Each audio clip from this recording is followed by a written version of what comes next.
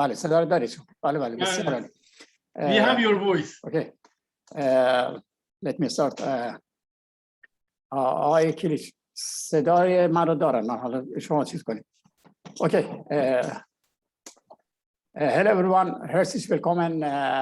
It's a great pleasure for me today to attend this webinar. The process of moving cultural and artistic activities from physical building to cyberspace. First of all, I would like to express my sincere appreciation and thanks to you all for participating in this webinar. And of course, I would like to express my sincere appreciation and thanks to Professor Dr. Doost Mohammadian for his valuable attempts in forming and managing the webinar. And to other also distinguished speakers.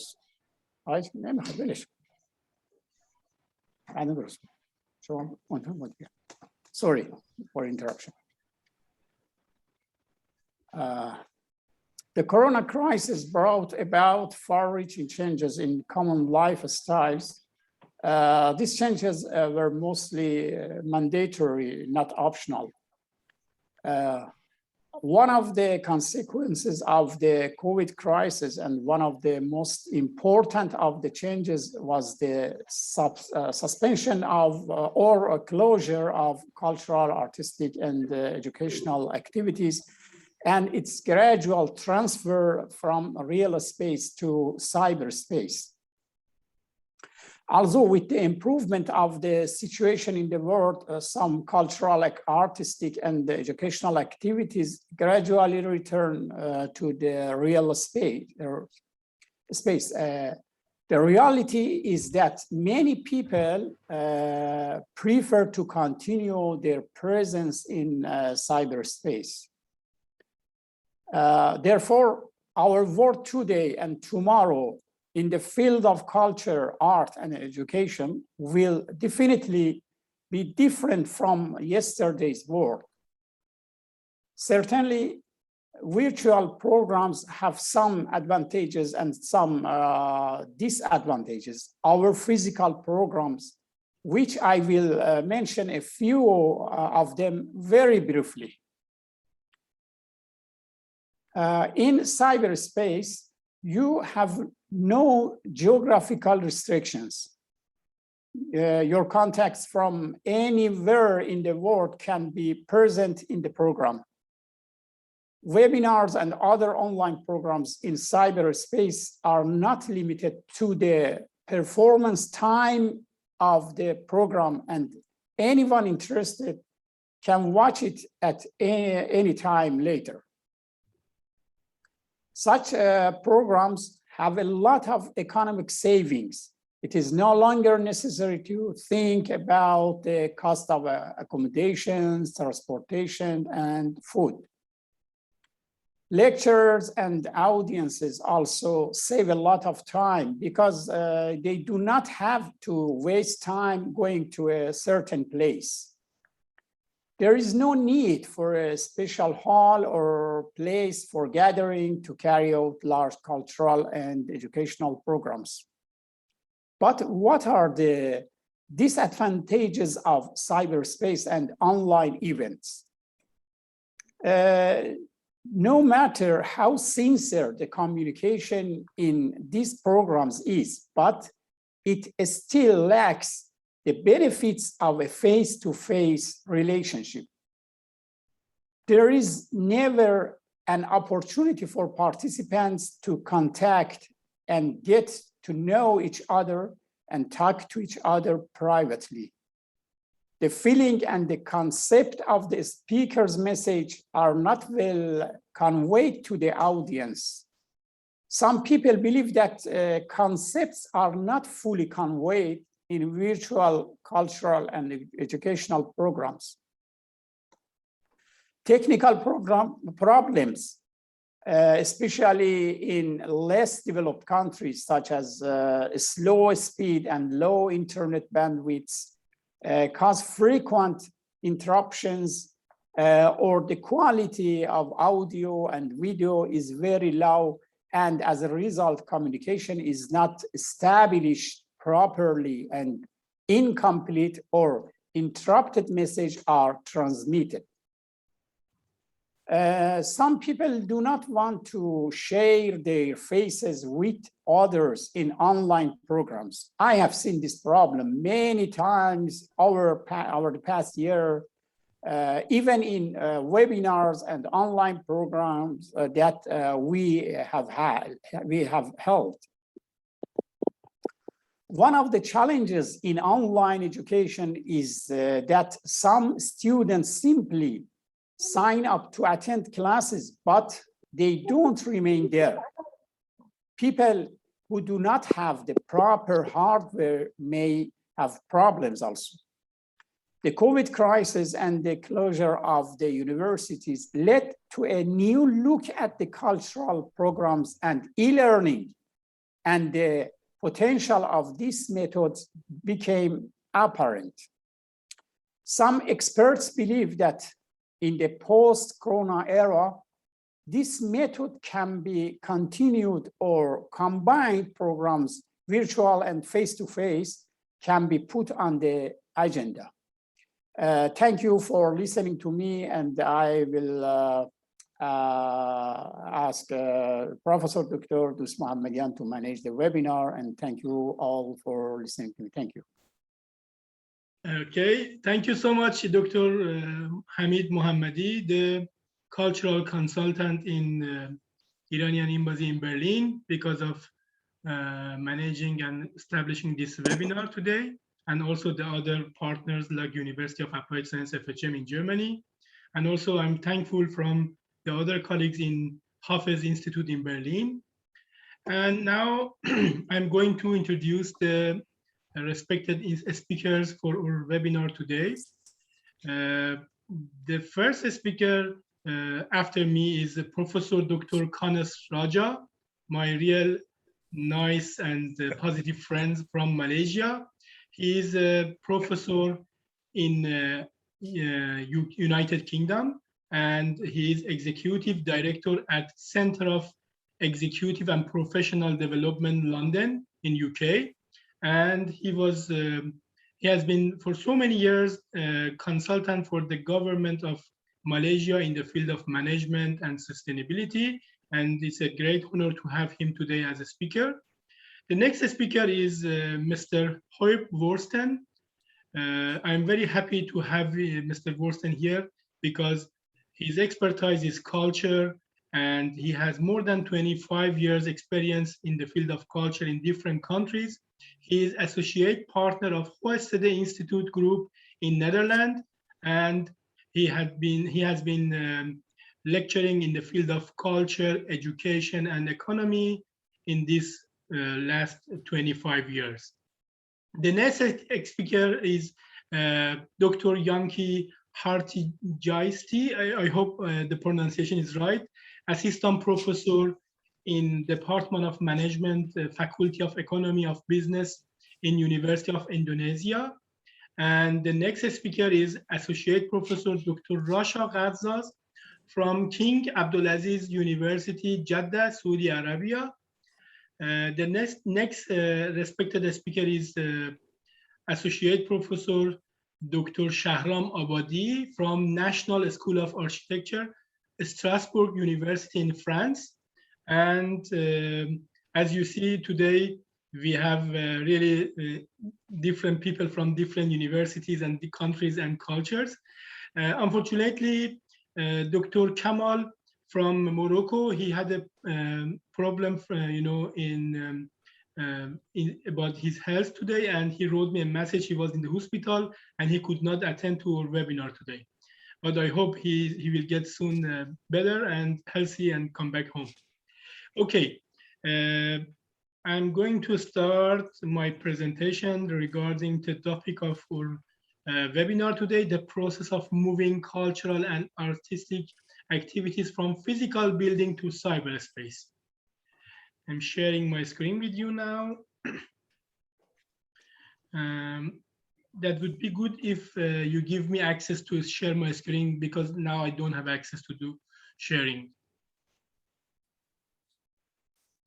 If you hear me from Hafez Institute in Berlin, please give me access to share my screen. It's free, dear Professor Hamid Doost. You can use the screen, please. Yeah, good, thank you. Thank you. Is it possible to see my screen now? Yes? Yes, wonderful. Thank you very much. Very good. Okay, good day everybody, because in different countries now is different time zone. Here is afternoon, in UK is also afternoon. I think in Saudi Arabia is almost evening, in Indonesia is night, and in Berlin is afternoon. The process of moving cultural and artistic activities from physical building to cyberspace. Today is 1st of November, and we are going to have this webinar with our respected speakers. Result of my research regarding culture and cultural activity, you can see in this table. Cultural sustainability, we had our questionnaire and interview from 4 and 7 pillars of sustainability: infrastructure and development, data and information with a focus on 7 pillars of sustainability conditions, information, security, and diplomacy for influencing imagination, D3 revolution, which is digitalization, decarbonization, and decentralization, social capital, and HR competencies and technologies. As you know, the agenda of sustainable development for 2030, we have 3 principles and 3+1 dimensions: human rights or cultural rights plus sustainability plus equality. These are the 3 principles. And then we have the dimensions: social, environmental, economy plus peace. As you know, this was one of the biggest social projects in United Nations regarding sustainability. And that was more than 3 years and 80 questionnaires, more than 7 million people. When we talk about sustainability, we have also another definition for sustainability, which is livability plus quality of life. Then when we talk about sustainability, always these factors, they are together: livability plus quality of life. But always culture is like foundation and infrastructure. Factors for sustainability: a changing world, shared value, responsibility, and risk. We can guarantee for sustainable development with having this cultural sustainability as a key. I would like to ask the respected speakers and attendees to turn off the microphone because of the noise. Thank you so much. Also, I have developed my model called 7 pillars of sustainability, which I showed you in the first table of result of my research, which focus on 7 pillars: politics, social, environment, economy, technique, culture, and education.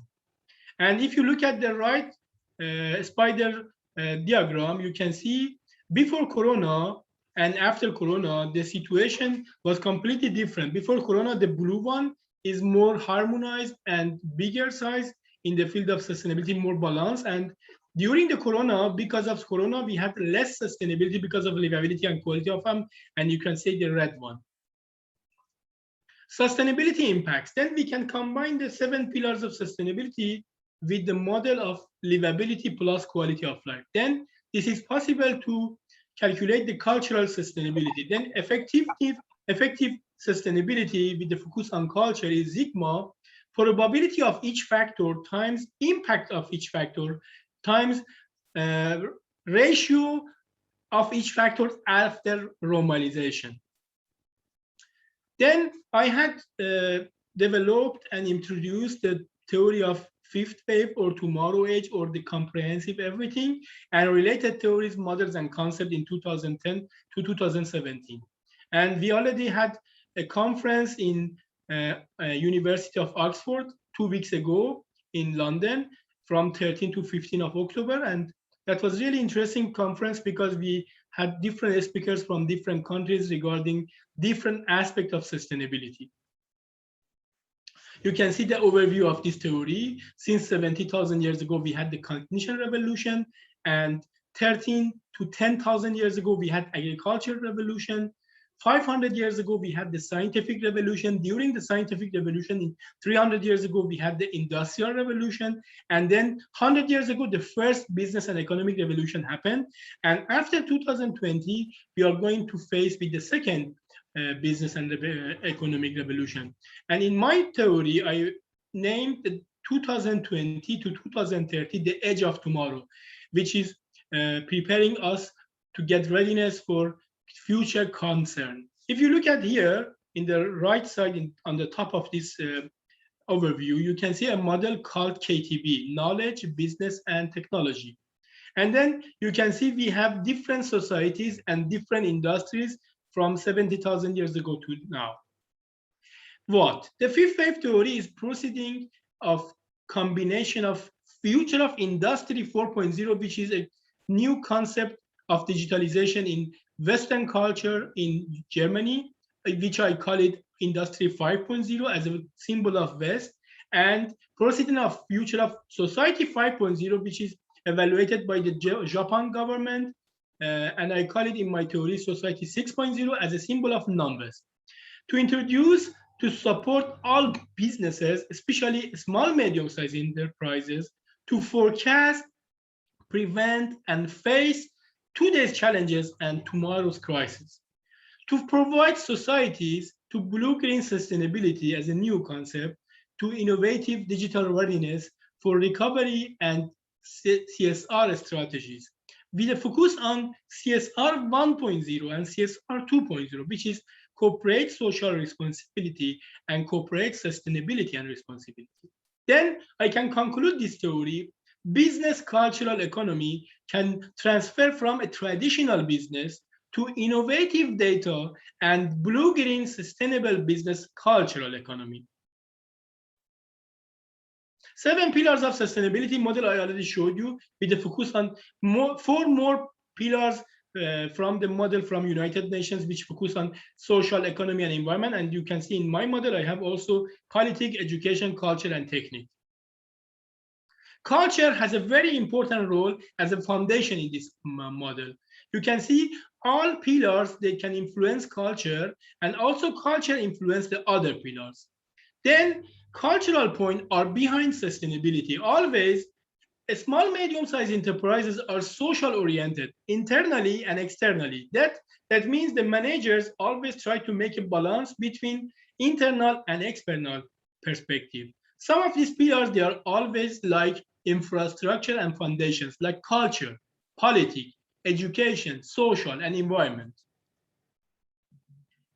This is a theory, I call it Doost in cultural theory, which is a theory can use mathematics and multiple regression to do cultural adaptation. You can see in this 3D, we have knowledge, know-how, and do-how. Here we have cultural differences, and the other index is cultural adaptation. Then the details like this. Cultural differences is like Hofstede dimensions. I think today, Mr. Huib Wursten, who is associate partner from Hofstede Institute in Netherlands, can talk about this topic. Victor dimension, entrepreneurs dimension, also from Netherlands, Edward Hall dimension, and globe dimensions. In knowledge, we have language as a door and windows to each culture, visible culture and invisible culture. Visible culture is always 30% of each culture, and invisible is 70%. And then cultural adaptation can happen with 7 pillars: social consequence, environmental consequence, cultural consequence and competence, economic competence, educational competence, technical competence, political competence, communication as a backbone, digital cultural transformation, legal, intercultural transformation, and cross-cultural shocks. You can see in this theory, we can use the data analysis with using multiple regression, and then we can calculate the cultural adaptation. Future concern in the edge of tomorrow from 2020 to 2030. In Germany, Mr. Matthias Holz, who is a futurist, and his colleagues in German Institute for Future Research, they already published a book called Die Zukunft nach Corona. That means the world after Corona has been widely reported in German media. He said in this book, the world after Corona will not end. We never back to normal. And today, I think Mr. Professor Rajah, he will talk about abnormal in his theory, because in my model, I say we don't back to normal, but we're going back to a new normal. I would like to ask Mr. Rajah to talk about this topic today, because we are in one of the historical period called deep crisis, and the period can change the course of the future, and we are already in this position. The contagion caused by COVID-19 did not change the direction, but changed the speed. That means we already started to do online and cyber activities. That means we already started to have some, as Dr. Mohammadi mentioned, educational activities, cultural activities, artist activities, to move them from physical to cyberspace. But what happened? Corona could make it faster. That's why in my book, which is a topic about the future of our life and the fifth wave theory, in one chapter I talk about Corona and I call it Corona as a super accelerator to push us to be faster. And then the Cold War between United Nations and Soviet Union was also one of these advancement of technology. The contagion caused by COVID-19, based on theories of algebra and cycle of history, is also important, because, as I said, Corona in my book is like super accelerator to push us to be faster. Based on my fifth wave theory, businesses, especially they are focusing on cultural and artist activities, they must be faster, more available, more user and customer friendly, cheaper, and most importantly, changeable. Be able to be flexible as needed and according to the situation. Mr. Dice, the CEO of Mercedes-Benz, in 2017 could forecasted the future very interesting. I will show you. He said the future, most of important competitors of Mercedes-Benz are not the automobile companies. They are debt, taxes, and mobile applications. For example, today, the competitors of Mercedes-Benz, they are not the car companies. We can say today, Apple, Google, Cisco, and the other mobile application, they are our competitors. Uber, for example, Uber as a company today is the largest software-based taxi companies and car rental companies without having any car and any office. And this is really interesting. That shows in the near future, more than 80% of activities, they are moving to online platforms. Of course, cultural activities and artist activities. Airbnb is also another example. Airbnb, most of you know this company. They are the largest software-based renting place company without having any house or any flat, but they do this because of using the mobile application. Today, there are so many different apps in your countries regarding different businesses, and they are really, you know, like very strong competitors for the traditional businesses. And he said, because of 80% reduction of shipping, most of the business activities, they are going to move to online platforms.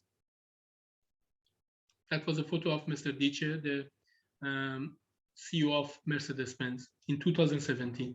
As a result, we will see 80% of reduction in transportation because of these activities, they are moving to be online. Then transportation is going to be 80%, you know, reducing according to his forecasting. That's why most of the insurance companies, they are going to get bankrupt because of two reasons: reduction of transportation activities. Also today, because of using the artificial intelligence and machine learning, we can forecast the future very strong. That's why maybe we don't need any insurance company in the near future. Artificial intelligence also can help us in farming and the other activities with 99% exact information.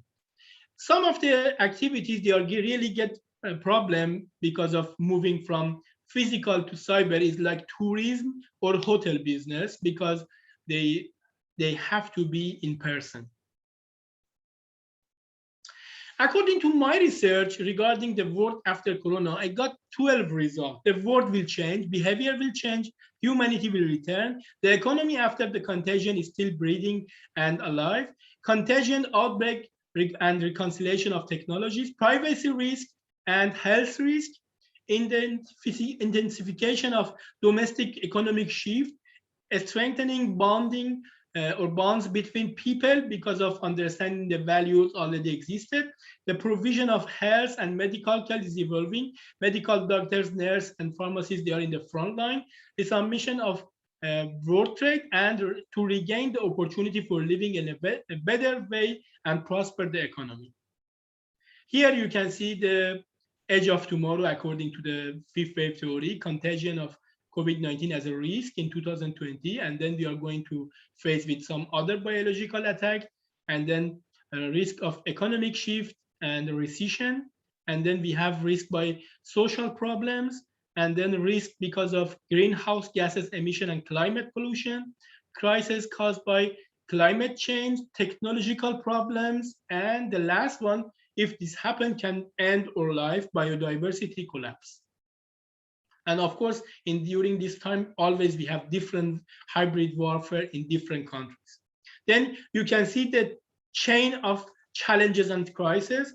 We must try to split this chain, otherwise we cannot control and prepare ourselves for future concern. And which kind of a strategy we need to have for future? According to this theory, we have 5 steps for these strategies. Steps for providing healthcare and medical services, tolerance, a step to achieve stability, a step to regaining the opportunity to live again and prosper the economy, a step for forecasting, prevention, and post-epidemic exposure, and recovery and reconstruction step. Then we have 2 different strategies. Content-oriented, which is mostly directly change the nature of business by changing the structure, culture, and leadership, and process-oriented strategies, which is emphasized with the change of operations and core business processes, and are divided into 5 categories. Now I'm showing you these 5 process-oriented strategies. A strategy for stability and sustainability and continuity of operations of the business, business modernization strategies, business model innovation strategies, new business development strategies, and the last one, integrated strategy with the help of innovative sustainability theories like the fifth wave theory. Now I'm going to conclude my presentation. How we can do that?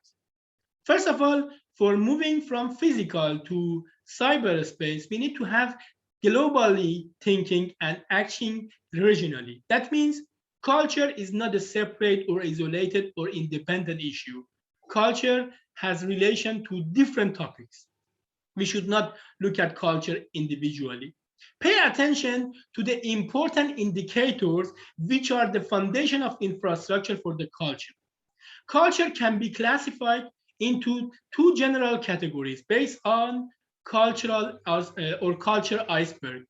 Visible culture, which is less than 30%, and is visible culture, more than 70%. I give you one example for visible culture, like language, like dress, like food. But invisible culture is like religion, belief, the way of happiness and sadness. Comparative study of cultural issues also very helpful, can help us to learn from the other culture. Pay attention to the infrastructure related to the subject of culture and artistic activities and tourism. Creating a competitive environment in this era. Pay attention to the D3 revolution I already mentioned: decarbonization, decentralization, and digitalization. In the field of decarbonization and decentralization and digitalization, I can tell you, of course, environment is one of the most important factor or aspect of sustainability. The management process should be distributed as a council, and the task of policy making is, and its implementation should be distributed among the organizations, not one organization decide about everything. Digitalization, we can have 2 points. Data security, because of moving 80% of all activities, especially culture and artists, from physical to cyber activities, and or health, because of lack of activities. We are doing everything home office, online, then we don't have enough physical activities. The development of culture and artistic activities and its policy making should be in a comprehensive view. That means we need to have comprehensive view, not just with one singular view. And a large part, more than 50% of the budget of this topic should allocate for a Ministry of Foreign Affairs. This is according to my research in Germany. In Germany, more than 50% of the budget about the cultural activities and artistic activities, they are in the Ministry of Foreign Affairs. We had a research since 2016 in this case, and according to our research in 5 different countries, in European countries like Germany, Portugal, Spain, Italy, and Latvia, we got this result. Developing a new business model is really important. Designing of a smart application is also very important. Lack of technical skills and competence is really important, because most of the time people, they focus on education and getting degree and certificate, but we don't need that. The problem is competence, not degree or certificates. And security concern is also one point. Then I'm going to talk about how to do that. Based on 7PS know-how and do-how of sustainable resources planning in the world and active cooperation partnership, we need to have different partnership with governments, comprehensive strategic planners, resource managers and energy experts, process facilitators, politicians, universities, researchers and academic people, SMEs and institutions, communities, societies and cities. Then we have blue-green sustainable energy, infrastructure, cross-validation, business, marketing and technological innovation, blue-green sustainable mobility, wastewater and waste management, blue-green sustainable economy, and health, labor and social welfare security. Now I'm going in 2 slides to conclude my speech. Number 1, if we want to move from physical to cyberspace, especially in culture and art, then we need to have a comprehensive view through the 5th wave tomorrow age theory. Pay attention to the culture, not independently and individually, but based off 7PS model: economy, society, education, environment, culture, technology, and politics. Allocate a large part of cultural budget to Ministry of Foreign Affairs. Pay attention to private sector as a performer in the field of culture. In most of the countries, they focus on culture from the state, and governmental sector, but this is wrong. Creating enough space and environment for the private sector to do competition. Pay attention to culture and as a sustainable infrastructure for other economic issues such as tourism, cultural, political relation, and artistic activities. And culture must be inter-organizationalized and council managed. Cultural readiness for future concerns such as COVID-19 pandemic to raise the tolerance threshold, using the opinion of experts and researchers. Pay attention to practical and scientific knowledge like do-how and know-how. Pay attention to religious and other invisible culture factors. Pay attention to the role of media, books, articles, and magazines that can help in this case. Pay attention to the 3 revolutions called D3, the digitalization, decarbonization, and decentralization that can have affected by the 21st century. And pay attention to the today's challenges and tomorrow's crisis based on 5th wave theory. Having a comprehensive view on the process of moving cultural and artistic activities from physical building to cyberspace. And the last one, pay attention to the consequence of process of moving from cultural and artistic activities from building, physical building to cyberspace. Thank you for your attention, and I wish you a good day. Now, I would like to ask you, because of the lack of time, we can do the question discussion at the end of all speeches of the respected speakers. I would like to ask Professor Rajah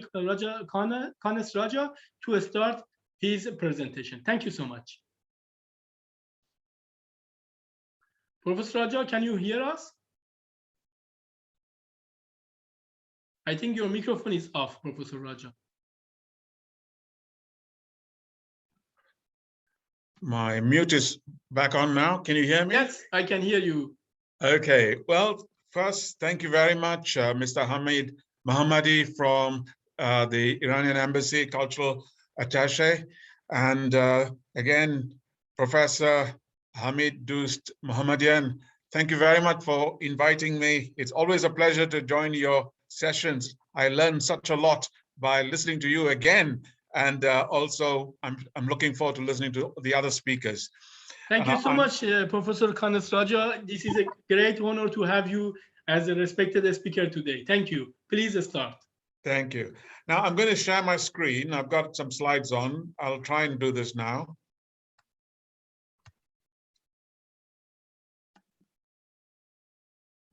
I'm having difficulty sharing screens. Can somebody give me permission, please? I would like to ask the colleague in Berlin to give Professor Rajah the access to share the screen. Yes, can we see it now? Yes. My screen is visible. Excellent. Yes, exactly. Okay, well, to the Hafiz Institute, it's a pleasure to join you again. The focus of my paper is built around the theme of the webinar, the process of displacement of culture and artistic activities from physical buildings to cyberspace. And I shall do my best to take this theme literally, whilst of course providing context, which might deviate somewhat from buildings to issues, but which are relevant, I hope. I am Rajah, and from the Center for Executive and Professional Development in London. And I'm speaking to you as I look out the window. It's a very sunny day, although it's a little cold. But nevertheless, it's a pleasure to be joining you. So let me just pick up on culture. I take the explanation given by Professor Hamid Doost Mohammadian in his presentation and his 7 Ps. And I'm now referring to culture within the scope of definition that it comes from the Latin root cultura, or cultures meaning to inhabit, cultivate, or honor. But more to the point, culture, when you look at it, it is well informed. And in this sense, it is cultivation through education, systematic improvement and refinement of the mind. And for a long time, this has been the case, the explanation of what culture is. And I shall take you through some of my thinking on this aspect, that culture is not static and culture is continuously evolving. And that's the beauty of mankind. And that's the one that has enabled us to survive and indeed thrive. And I take the straightforward example of the work by Hall in the 1970s when he brought the iceberg model, which Professor Doost alluded to in his paper. And simply put, that 30% above the surface that we see that was explained earlier are the outcomes, language and the way we dress and the way we act and react and so on. And below the iceberg lies the structure that makes us behave in that way that we do in the surface. And deep below, in the 70%, that underpins all of these are our values, beliefs, and assumptions. So in moving from physical structures to something more virtual, are we still able to celebrate culture? And are we going to be able to have a culture that enables us to survive and thrive? And my answer is, of course, yes. And for these reasons, well, if we can look in terms of culture as patterns of behavior and the events that result, I'll take you to my implications for this webinar of that model. So if you look at the word structures, and I'll just take you back, this is some of the things that influences and shapes our behavior based on our values, beliefs, assumptions, and all of those things that's in our background. Now, if the structures or influences that affect our behavior are from nurture rather than nature, that means we can do something about it rather than that's what it was when we were born, and so we have to live with it. So it is nurture, I would say, than nature. And in that context, the visible parts of culture are just an expression of the parts below, portions below. And this is very important because the model shows the importance of the hidden parts of culture. And the hidden parts of the culture themselves are not stable or static. So we looked at society 2,000 years ago, the values and belief systems.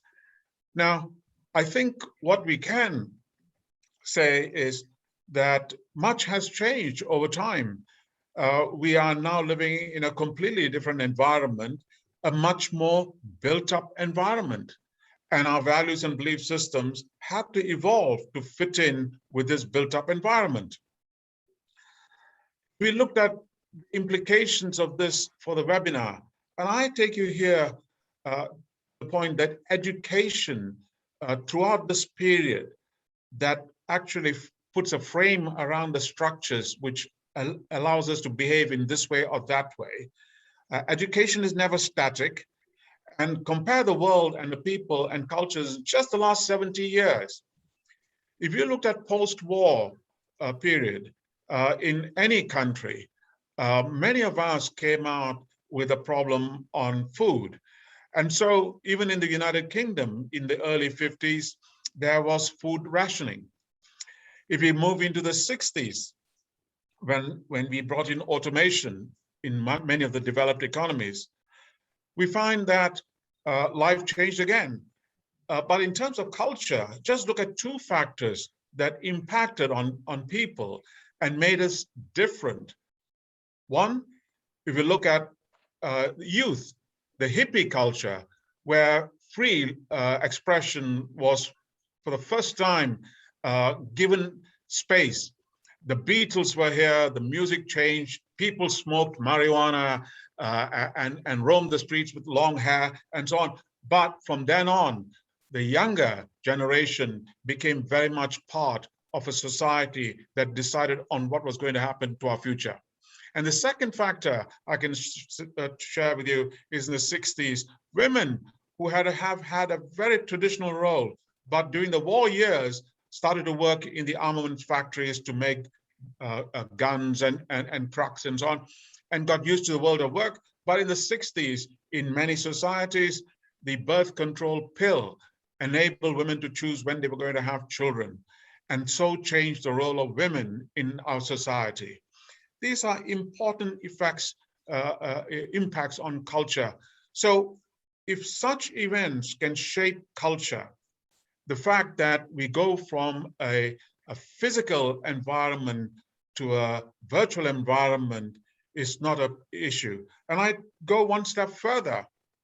In the 50s and 60s with automation and robotics, we had in economic terms, in our business environment, what we have as experience economy. We were able to earn more money because of automation, because we could produce more and therefore be better paid. And we use this extra revenue to buy ourselves experiences. And so much of experience was available to us. We moved into the 80s and where we had the attention economy, because so much of options were being put our way. It is that caught our interest that we bought an experience. So the attention economy. And we move into the 90s and the year 2000, we move into a sharing economy. Professor Doost talked about Uber and Airbnb. We don't have to own many things. We can share it. and still have a very high quality of life. In fact, a more competitively priced quality of life, but nevertheless quality. And equally, job sharing and so on, basically meant the sharing economy was necessary in this world that we live in. Because in 1950, post-war, Second World War, the world population was about 2.5 to 3 billion. By the year 2000, it was nearing 7 billion. And in this world, you know, well, never mind the experiences you can buy, but how many more buildings were you going to build in order to house these people, educate them, put them in hospitals and so on. So I come back. We now go into social networking. We can meet and greet people on the net. We don't have to meet them physically. Mr. Mohammadi, Hamid Mohammadi talked about the problems associated with infrastructure, the quality of communication, because some of the technology may not be there and the support mechanisms may not be there. I agree. These need major investment. These need the leadership of the world, political leaders, educational leaders, vice chancellors of universities, presidents of universities, to have a completely different take on how they educate us as we go forward into becoming the citizens that are going to live in a world in 20, 30 years' time, which is not going to be 7, 8 billion, which is going to be about 10 billion. United Nations figures says the world population, for various reasons, will stabilize between 10 to 10.5 billion people. Now, I know that anecdotally, but I think it's close to reality, to house another 2 billion people, never mind buildings, you need a land mass as big as South America. Where is this coming from? So we have to rethink buildings, not necessarily rethink completely that we don't live in buildings anymore. Of course, we have to live sheltered, protected, because global warming says we are going to face more of the ravages of climate as the years roll on. But where we work, rest and play can be different. Some of the ideas that have been put forward, some of the ideas you're going to hear shortly will give you many options. But I'm trying to say that we have to rethink the future, and we are not there yet. It is said every 500 years, we find a number of major inventions and innovations turning our lives upside down. When electricity came in, when light came in, and so on. Now we have the internet. The important point here is all of these have had an impact on us as people, right below the surface, on our values, belief systems, the way we see the world, our perceptions. And therefore, we embrace the future, adopting and adapting to it with newer approaches to culture. The third implication, buildings can be physical, mental, or psychological. And I say to you, with the example of construction industry, Bill Gates' warning that manufacturing innovation is one of the biggest problems that we are facing, because manufacturing, especially in the cheap construction, staples, steel, and cement, accounts for roughly 1/3 of global greenhouse gas emissions. This was in his book, How to Avoid a Climate Disaster, published just earlier this year. Now, if 1/3 of the greenhouse gases are coming from construction, all the stories about transportation industry or energy industry, which is using up a lot of coal, this is not as serious as the buildings industry. So the point is, if there's currently no way to make steel or cement without releasing climate warming emissions, but yet governments and investors are not looking at this problem. Even Bill Gates himself has invested $2 billion or more dollars in innovative technologies, but these are in energy. They're not in construction. So the point I'm making here is the leadership that we have does not have the benefit of the right educational support. If in the last 18 months during the pandemic, early days of the pandemic, if the British government under Boris Johnson can bring together leaders, CEOs of pharmaceutical companies, people from the medical fraternity within the UK, those who are responsible for quality and so on, and manufacturers from India and various places, and put together a team that can come up with a new vaccine in less than 12 months, whereas these developments normally take 5 years or more, then under the right condition, when there's enough stress, leadership can come up with the solutions to change the world around. And I say this because also Professor Hamid Doost asked me to talk about the new abnormal. And so I say, the world is not normal anymore. I mean, it has not been normal for many, many years, because in the last 10 years or more, we have had 3 major traumas, not least the financial bubble, the greenhouse bubble, and within the European Union itself, we in the UK, coming out of the European Union under Brexit has been a huge trauma. Life is never going to be the same again. So when there is trauma, when 12 months or more, the situation has changed so substantially that you come out of it, you are never the same person. And the big question is that a new normal, or is it an abnormal? That it is really the new abnormal that we have to embrace. And I'm saying, if you call it the new normal, we still want a lot of the past. And we shouldn't do that. We have learned in the last 12 to 18 months over the pandemic, new survival skills. We have learned not to be close to people in big crowds. We have learned not needing to go to buildings to study or to watch a movie or to play a game or to be in conferences. We are learning new ways of communicating, of engaging.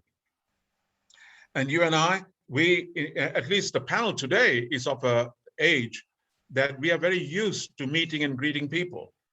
But those who are coming up behind us, the younger generation, the X, Y, and Z generation, they are children of the 80s and 90s.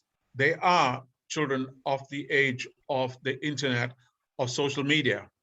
And therefore, their culture is different from ours. So in this new abnormal, crisis and trauma creating change, we have to embrace change as permanent. And we must celebrate it. We must go towards it with enthusiasm, because there's so much to offer. If you look at the 1950s to now, to 2020, so much of change. If we have embraced all of those steps and where we are now, I think we are in a much better position than we were in 1950. Change affects everybody. Digital civilization is interconnected and interdependent. The whole idea of space and mass has disappeared. Each one of us needs to demonstrate leadership. It's about using survival skills to thrive in new lands. It is the survival skills, the leadership that we exhibited when the UK under Prime Minister Johnson asked the pharmaceutical companies to come up with a vaccine and harness the university, Oxford University, to work with AstraZeneca. And they made great progress, extraordinary progress. And likewise, to go from buildings to virtual, we still haven't worked it out. But they say innovation comes in 2 stages. The early stage, when you get the right idea, you have the right IP, is a period where only few benefit from it, as indeed those of us who are educated and engaged benefit from it. The younger group who are switched on, they benefit from it. It's a second stage where the implementation comes, that society benefits as a whole. And coping behavior unlocks extreme diversity. If you look at it, when we had 2.5 billion people, we did have poverty and so on, but we made great progress to house everybody and feed everybody. Now, when we have 8 billion people, look at Africa, look at South America, look at many countries. Homelessness or living in slums, informal settlement is widespread. When we have another 2 billion people, this is going to be even more horrendous. Where are the buildings coming from? As I mentioned in my previous slide, if the building industry is going to cost 30% of emissions, the very thing that we need, buildings, to help us live, is killing us, is depriving us of a quality of life. We must change our culture. Then finally, problem solving is a leadership trait. This is part of the new abnormal. The very fact that you wear a mask when you go out, you socially distance yourself for surviving yourself as much as we help our families and friends and neighbors to survive because we don't transmit the virus, means we are taking leadership. Now, this very leadership has to be all pervasive. When we go into a world with about 2 billion extra people, we have to care about each other. Our current political system is broken. The democratic institutions we talk about are not delivering. We may need to move to a more socially aware system. And I'm not prescribing any political systems, but I'm saying in a world with an extra 2 billion people, in order to have a more equitable society, it is not just buildings that we worry about. It is the whole political structure, infrastructure, and the social structures which must support our communities. And so with that, I leave you with a thought. One, that buildings alone are not the solution. As we can move from buildings to virtual. Our culture needs to change and evolve to meet that challenge. And as we go into the next decade, just 10 years on, when we go into electric cars and more interconnected experiences, and we yet to see whether air travel and international travel will resume as it was before the pandemic. I'm trying to suggest educationalists, universities, higher education, primary education, we have a huge responsibility. We cannot carry on thinking and teaching because learning has to be different. Thank you very much, Professor Doost, for this opportunity. Thank you. Thank you so much, Professor Rajah, again, because of your very interesting presentation. During your presentation, Professor Rajah, I got messages from respected speakers and attendees, and they told me this is a really interesting topic. I'm also thankful. Now, I would like to ask Mrs. Dr. Yanki Hartijasti, I hope the pronunciation is right, who is the assistant professor in Indonesia University. And I just know her, I think, since 2 months ago because of a conference we were together. And her very, very interesting book regarding Corona topic. And I would like to ask her to share the screen and start the presentation. Dr. Yanki, please start. Okay, thank you very much, and thank you for inviting me to this very fruitful webinar. And I'm going to share my screen. Okay, can you see my screen now? At the moment, yes, we can see. Yes. Okay, so to make it short, I will just go ahead with what am I going to present. So just now, Professor Rajah is talking very interesting story, concept about cultural and the leadership, etc. Now, I'm going to talk about how it is implemented in the organization. So the title of my presentation is From Remote to Hybrid Working, Are We Ready? So once again, I'm Yanki Hartijasti from the University of Indonesia. So we know that COVID-19 has accelerated digital transformation. So in today's world, we are now very highly digital environment. So we always connected, access information anytime, anywhere, and we can also work from anywhere. At the same time, we are also very much rely on digital interaction. So we are doing remote working, online learning, online shopping or transaction, virtual meetings, virtual social gathering, online yoga, online cooking class, virtual tour, etc. So they say remote working is more productive. That's why it has forced people to reevaluate their working style and methods. And some of the organization has reduced office spaces. This is why many organizations wants to switch to hybrid working.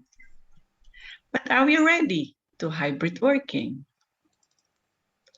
Let's see. We've been having almost 2 years of pandemic, right? And we don't know until when are we going to have this pandemic era. Hopefully it's going to over soon, right? So let's analyze how we did it. So during the remote working, some of us are having a work-life disruption. For example, they have low productivity due to family distraction, low job satisfaction due to loneliness, difficulty in disconnecting from work, so they were unable to unplug themselves, and deterioration of social network because they keep being locked down all the time. We are very afraid. Weakening of the sense of belonging, serious mental health due to lack of social interaction. Another thing is potential loss of idea sharing, innovation, and creativity, because remote work makes for more silos teams. So it's very hard to do the discussion then. And some of them also feeling undervalued due to lack of regular feedback from managers. So this kind of things has made them having pandemic burnout. So they experience difficult personal situation, from the loss of people close to them to their own physical and mental health struggles. And they also experience overwork and digital exhausted due to digital overload and a lack of emotional connection to others. Therefore, some of them got bored, fatigued, stressed, and depressed. So how about this hybrid working? Actually, it is not an easy fix because it's still unfamiliar to lots of organizations and unsatisfactory compromise for some. And it also has blurred line between digital and physical world. So between the remote and hybrid working, there is a blurred line. So it creates the dilemma then of hybrid working. So actually hybrid working is not just about an employee's physical location, but it should also be the way of work, habits, and overall efficiency. But if it is not taken care of very well, it may end up frustrating than flexible. Let's give an example, several examples. There are still the risk of creating in-group and out-group dynamics in hybrid teams because of reduced collaboration and increased conflict due to digital communication problem. And also there is a proximity bias in which workers who spend more time with manager are more likely to rise through their ranks. And some of the manager are still struggling to trust employees who are working from home. Another example is that it could be frustrating to juggling into workspace. Especially there is a lack of essential office supplies at home, inadequate internet connection to do their job, yet very little remote work expenses were given by the leader. And high productivity is actually masking an exhausted workforce. So employees feel overworked and digital exhausted due to digital overload, and leaders are out of touch with employees and don't care about employees' work-life balance. There are also shrinking networks which are endangering innovation. we know that when we lose connection, we stop innovating. So in order to have this hybrid working effective, it should focus more on personal and human digital experience. So we should also feel the personalized experience in the digital, of course, in the digital world. Therefore, I would like to share my tips on how to face the dilemma of hybrid working. So I'm quoting this from my book, which was published last June 2021. And I abbreviated into 5 words. Yeah, K dark, the keys when facing dark time. Dark times can mean a pandemic or whatever crisis. So it stands for creative, discipline, adaptive, resilient, kerjasama, or collaborative. Let me explain one by one. So be creative in finding a solution or opportunities when changes keeps occurring.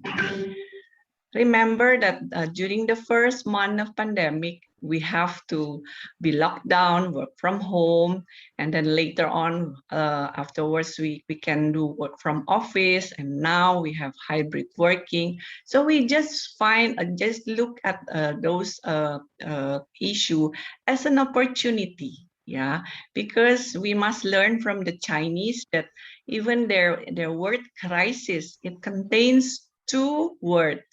Weiji, danger and opportunity. It means that behind every crisis, there is always an opportunity.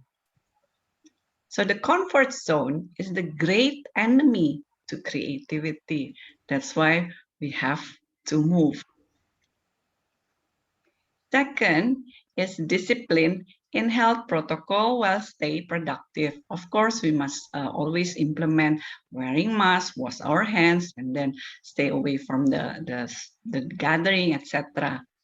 We also have to refrain from traveling if we don't have to go somewhere else, right? And nowadays, I haven't been traveling for 2 years already. Yeah, so it's been, you know, very lonely, but have to be healthy.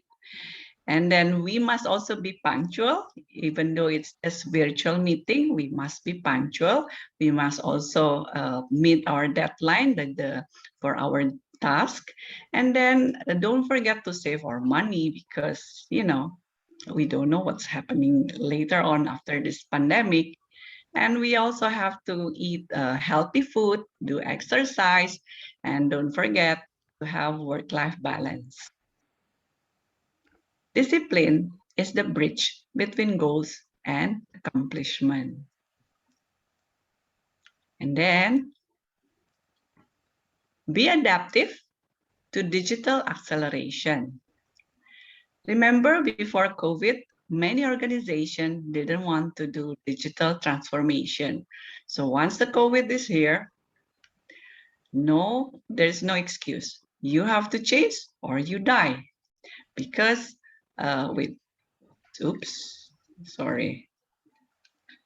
because in order to survive in today's era, we must learn digital skill, no matter what generation, whether it's baby boomer, whether X, Y, or the Z, we must learn digital skill in order to enjoy ourselves having this digital experience, because we have to live in a contactless technology. And with that, we can live everywhere. We can work anywhere. So when we allow ourselves to adapt to different situations, life is easier. Be resilient to bounce forward when faced with many challenges. So we must change impossible into I am possible by getting rid of negative energy so that we can stay physically and mentally healthy to be productive and be positive. So resilient is accepting your new reality, even if it is less good than the one you had before. And the last one is collaboration between several parties to achieve a common goal. So we must end our sectoral ego by collaborating with all the stakeholders, like, for example, government, other organizations, our clients, suppliers, even community. And don't forget, we must avoid hoax.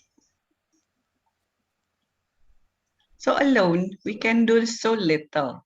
Together, we can do so much. Remember, our worst enemy is hiding within ourselves, and that enemy is our false ego. The dilemma of hybrid working is within ourselves. Just get rid of it. Sometimes things may not go your way, but the effort should be there every single night. As a rational human being, do not be defeated by the virus, because the book title is Resilient Amid Pandemic, Learn from Bacteria. So bacteria is much more friendlier than virus, because we have also the bacteria which is giving us a positive effect. So don't be like the virus, because sometimes the virus might be in the form of unwilling to be adaptive. So remember, okay, dark. Be creative, disciplined, adaptive, resilient, and willing to collaborate. Just do it. Enjoy your hybrid working as if it is a cultural journey from physical to digital world. Thank you. Thank you so much, Dr. Yanki Hartijasti. That was really interesting presentation. And I would like to say regarding to virus and bacteria, that was really interesting, because in my book, I call this virus super accelerator. And now I can see you talk about bacteria and virus in your book, and your presentation very interesting. Also, that was interesting. You said impossible to I am possible. That's also very interesting. Thank you so much, Dr. Yanki. We will do discussion at the end of the webinar. Now I would like to ask Mr. Huib Wursten from Netherlands, who is associate partner of Hofstede Institute. And I would like to say my greeting to him, because he's always cooperative, always. It's a great honor to have him as a speaker in different conferences, because of his really interesting and valuable experience in the field of culture. And we would like to have him today as a speaker. And Mr. Wursten, please start. Well, thank you very much, Professor Doost. I shared my screen already. Is it visible? Yes, it is visible. Okay, so I will start with the first slide, and first introducing myself, because some of the issues are relevant, I guess, in elaborating and discussing the things that were said by the previous speakers. First of all, I work in this field now professionally for 30 years. I started giving my workshops and seminars about cultural management in 1989. And in the meantime, I have worked with a lot of top Fortune companies, but also international institutions like the IMF, the World Bank in Washington, the United Nations Development Program, the European Union, the European Central Bank, institutions like that. I concentrate on what I call evidence-based approach to culture. I refer in my evidence-based of culture to the biggest database in this sense. That's a database that was developed by Professor Geert Hofstede. It's by far the biggest database. It is evidence-based, all of it, and he made his methodology also accessible and available for others, so others can repeat the things he said and he found, which is indeed rare in this environment. Well, Mr. Hofstede found that culture is indeed not nature, but nurture, like being said by a previous speaker, Mr. Rajah. It is indeed a learning process. It is, well, defined by Mr. Hofstede as the collective programming of the human mind, the programming of values. And that programming starts with the way parents are interacting with the children, is later copied by the way teachers are interacting with the pupils, and later you see it also in how bosses and subordinates are behaving also in organizations. Well, the latest repeat, I mean, the repeats worldwide were 5 times in the 50 years that we were doing this research, but the latest repeat was about 4 years ago. And a major finding of that repeat was that it is not true that we are really, that culture is really changing. That culture is not static, that is true. We have to adapt to, again, new circumstances, new environments, but the way we adapt, we react to a new challenge is again driven by the rules of the game of the culture we are coming from. Well, in my work, I looked at the 4 dimensions of Mr. Hofstede, the acceptance of hierarchy, the direction of loyalty, the direction of motivation, and the need for predictability. And I appreciated that Mr. Hofstede was making sure, from his methodology, that these dimensions he found, the fundamental dimensions of the rules of the game worldwide, really are consistent. And he made sure that they were independent. That is, for a research methodology, really important for a scholar. But in reality, I found out in your work as a consultant that you cannot separate these 4 dimensions. It is really then, it is about the interaction of the 4 dimensions that is creating what we call culture. And in this sense, I could define 7 what I call mental images. These are the ways people look at reality, look at economy, look at political discussions and so on. 7 different mental images that are really then consistent over time. This consistency, I mean, is needed because the world itself is changing all the time. The way we are living is completely different compared to the way my parents were living. And I'm almost 80 now, so it's really changing that. But is there a need for change is mostly because the solutions our parents and our grandparents were finding were frozen. While the environment was really changing, the solutions were frozen, and then there is a need to shake up. And then, there is a need for developing new solutions. But the solutions, again, like I said, are driven by the same value combinations as our parents had. I have some evidence because evidence is between brackets because we cannot do research, say 200 years ago, but we have books, we have written materials, we have evidence about how people lived in that time and how they solved problems. And I have a very nice instrument. I show people from my country, I'm from the Netherlands, a saying from a Dutch politician from the 17th century. And I ask people, in the Netherlands, what do you think, who do you think this guy was making this statement? Well, most people say that's our nowadays, sorry, that is our nowadays, prime minister. Some people say, no, that is the prime minister of 5 years ago. Well, actually, it was a politician from the 17th century making the same decisions that our politicians nowadays should make and could make. Well, this is what I'm talking about. 7 mental images, 7 ways of looking at the rules of the game, also for developing new behavior. Well, in this evidence of the repeat research of 4 years ago, they found that 2 of the Hofstede dimensions are really, well, slowly changing, but not because we are growing together. We are not converging worldwide. No, we are developing, in cohorts. We are developing parallel to each other, meaning that if, for instance, in Japan, people are asking for more holidays, which is a sign of individualism. Well, the same is happening, for instance, in my country and in Sweden, where we are really far ahead in terms of 3 days compared to Japan. It is moving in cohorts.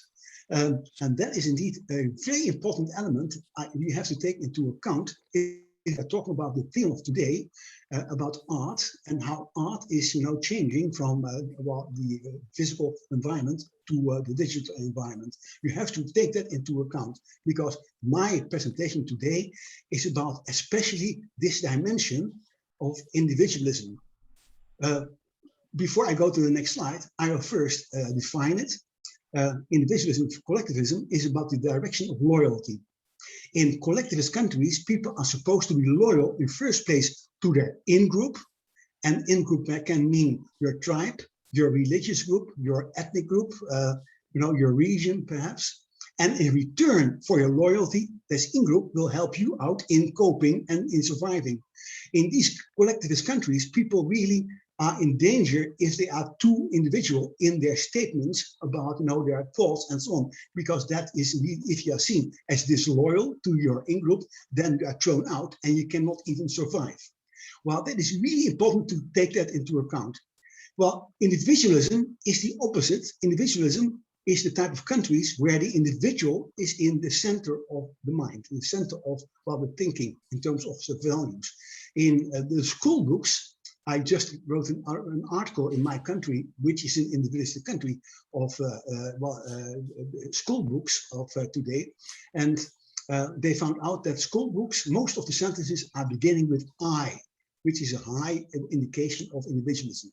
Well, if I look at the consequences, I can see that in art, because I will focus on art, I will show you that, there are 2 main developments that really then are affecting what we call contemporary art and artists.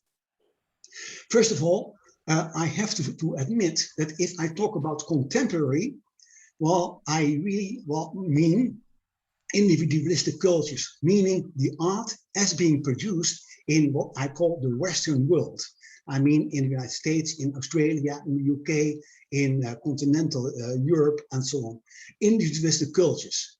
And I will talk about, the consequences for art, because they are very strong. And I will talk about, the consequences for technology at the moment, and the things that are happening as a result of, this technology. In a recent paper I wrote about contemporary art and artists, I would refer to the zeitgeist, the mood of the times, and I showed that in the contemporary art world, they are highly developed by the developments of individualism. The first one, the Renaissance, was really important for understanding everything about individualism. Again, we have it charted in the world, all cultures in the world, if they are collectivist or individualistic. And we found out that, what we call Western countries are the countries that are defining itself because of individualism. Well, the Renaissance really changed the mood in the art world and in the cultural world, because in the Renaissance, it was made possible to show individual characteristics in paintings and sculpting. In this sense, the Renaissance broke with 2 important traditions. First of all, because in collectivist countries, the major source of the identity is the in-group. This in-group is secure you from the hardships of life. Collectivist identity is, to a large extent, derives from the group and the category, the membership of that category.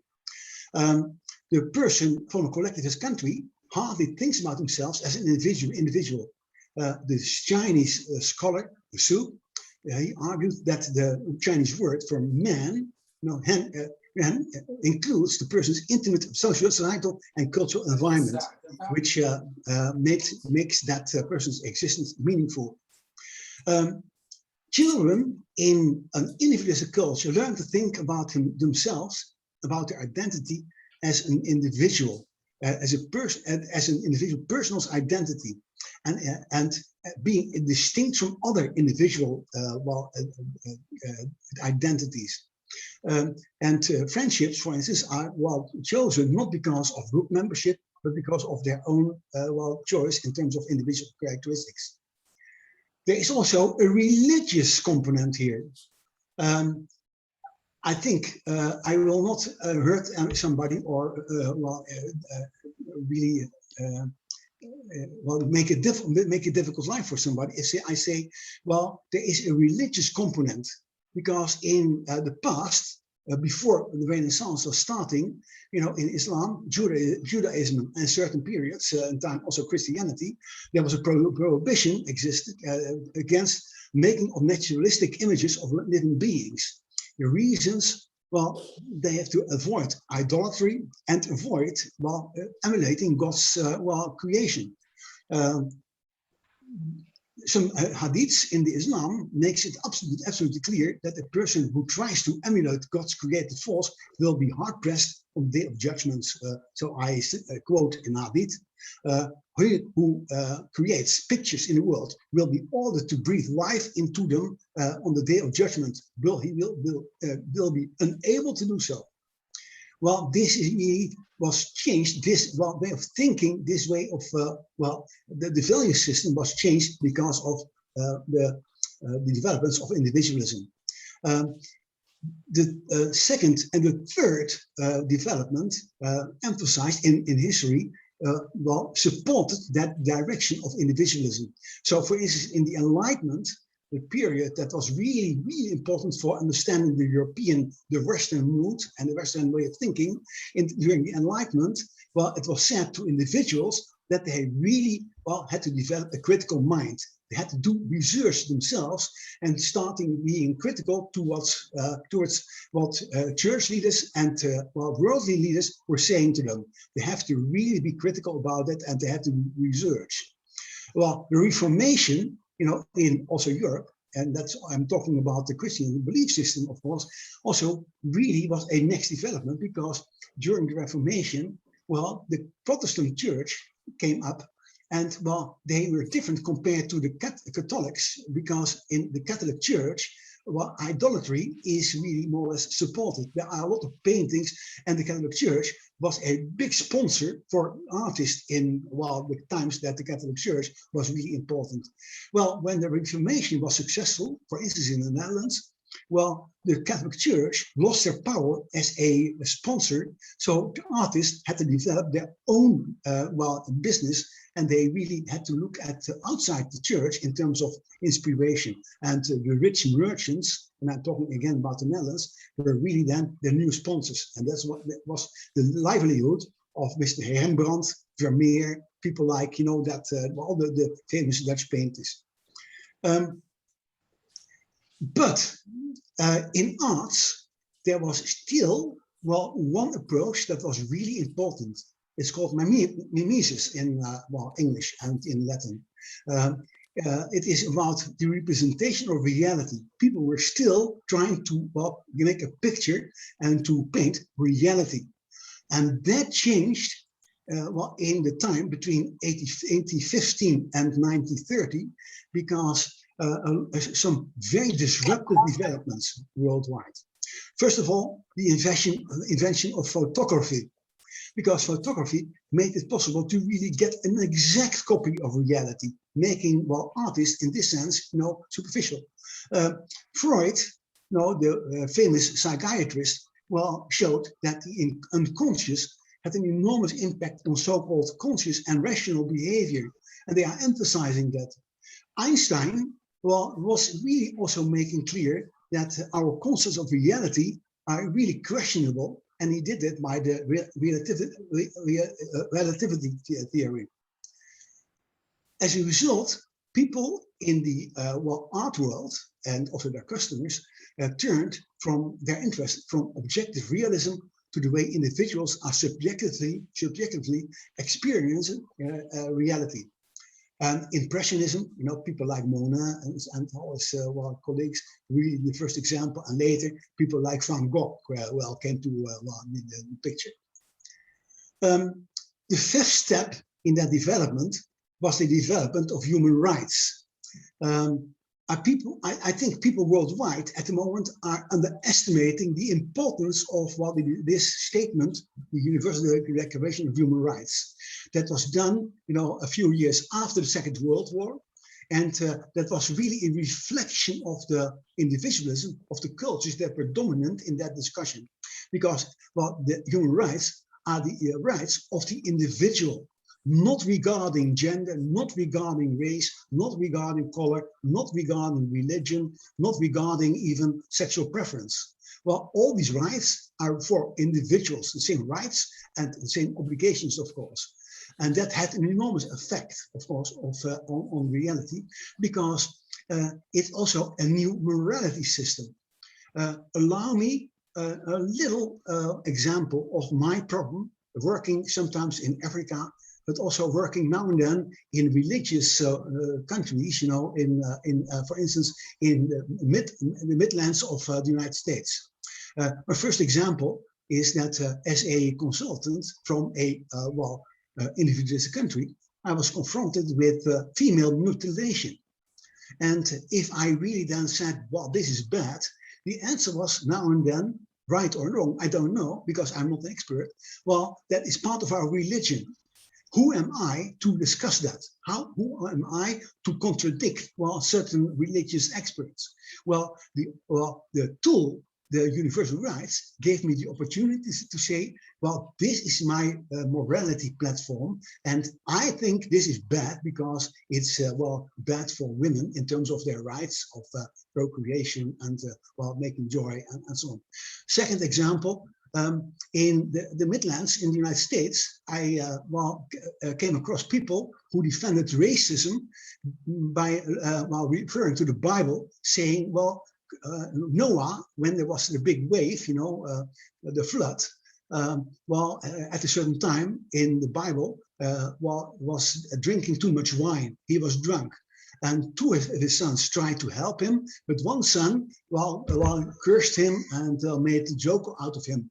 And that son, you know, Ham, as he is called, was black. And as a result of that, we have the right, you know, to treat the blacks in a different way compared to the whites. Again, who am I to refer to religious arguments? No, the Universal Declaration of Human Rights is giving me a platform to say, well, I really think this is wrong and this is really not true. Well, individualism, the Universal Declaration of Human Rights had an enormous flow in reality, especially in the Western countries. Repressed individuals realized that their condition, you know, and trying to get the same rights, but that condition was being associated with a specific minority group they belonged to. And they we're referring to the minority groups to also create these equal rights for minorities.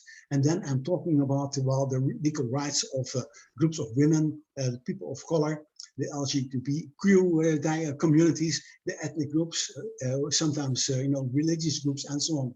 Equal rights for everybody, and that's leading to what is called the identity wars in the United States and in cultures like also in the UK. The identity wars started were starting to claim their rights to be seen and recognized, and there was a strong claim, on diversity and inclusion for all repressed minorities and their right to express themselves.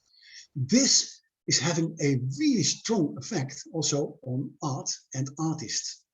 Because if, as an artist, you want to be seen, you want to be recognized, you really want to perform, you have to be seen also being part of that struggle of the minority groups. And a lot of subsidies, a lot of exhibitions are really developed and are organized because of a reflection of the struggle of the identity groups and the identity wars. Well, the reality is there are, of course, many artists who are doing beautiful work, but they don't have the luck to be seen and appreciated. Well, this realization started when, together with my New York artist friend, Avi Ohana, he's a painter, I was in MoMA in the United States and in New York. And the question I had was, looking at all the paintings at the exhibition, why are certain people there as artists? Why are they recognized? And you are not really here, with your paintings at all. Why is that? Well, again, it is about, this need to be recognized in terms of the societal forces at the moment in time. But it is not only luck. And now I come to a very crucial point in my presentation. Nowadays, many artists are consciously trying to influence the perceptions of the general public. I mean, they see themselves as an actor in influencing the public in terms of their recognition. This Lingo and Tepper, this scholars, in their report on the trends in art, they pointed out that artists are increasingly getting interested in actively marketing and promoting their work in society. They discovered that the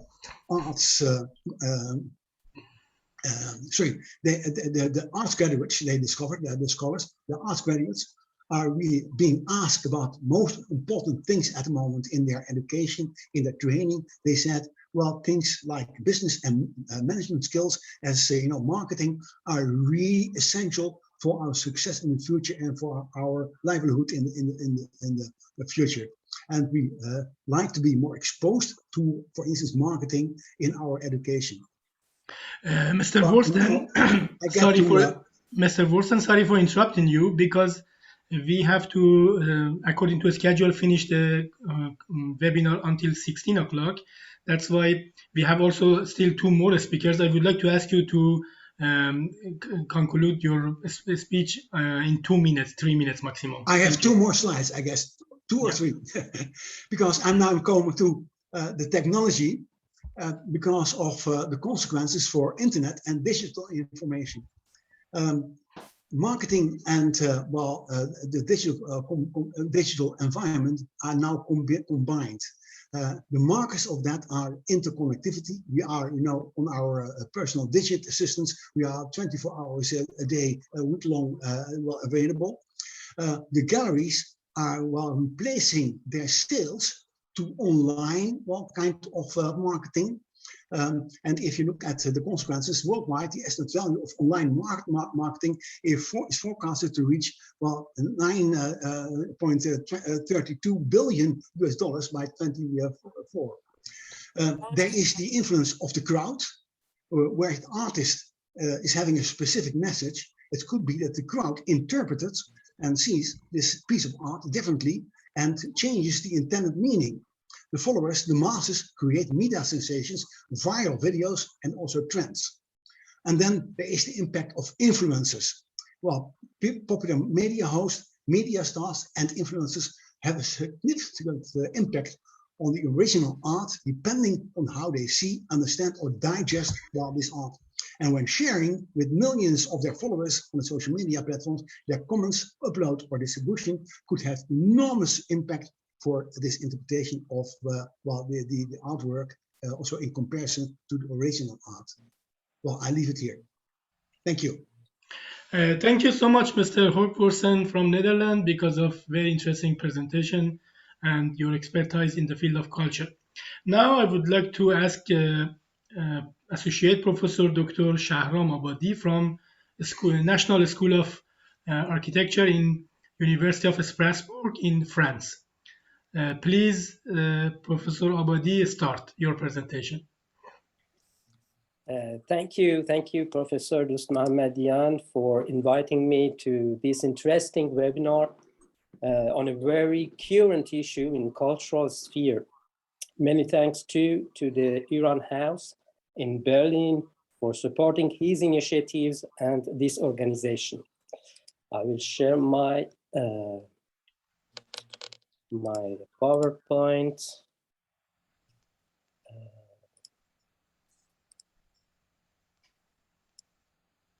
Sorry.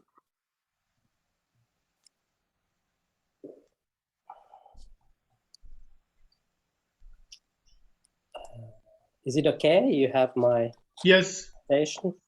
we have it. Thank you very much. Let me also say how glad I am to share with you, dear colleagues, some observations on the specific topic of online, virtual or digital architectural exhibition, its possibilities and its limitation.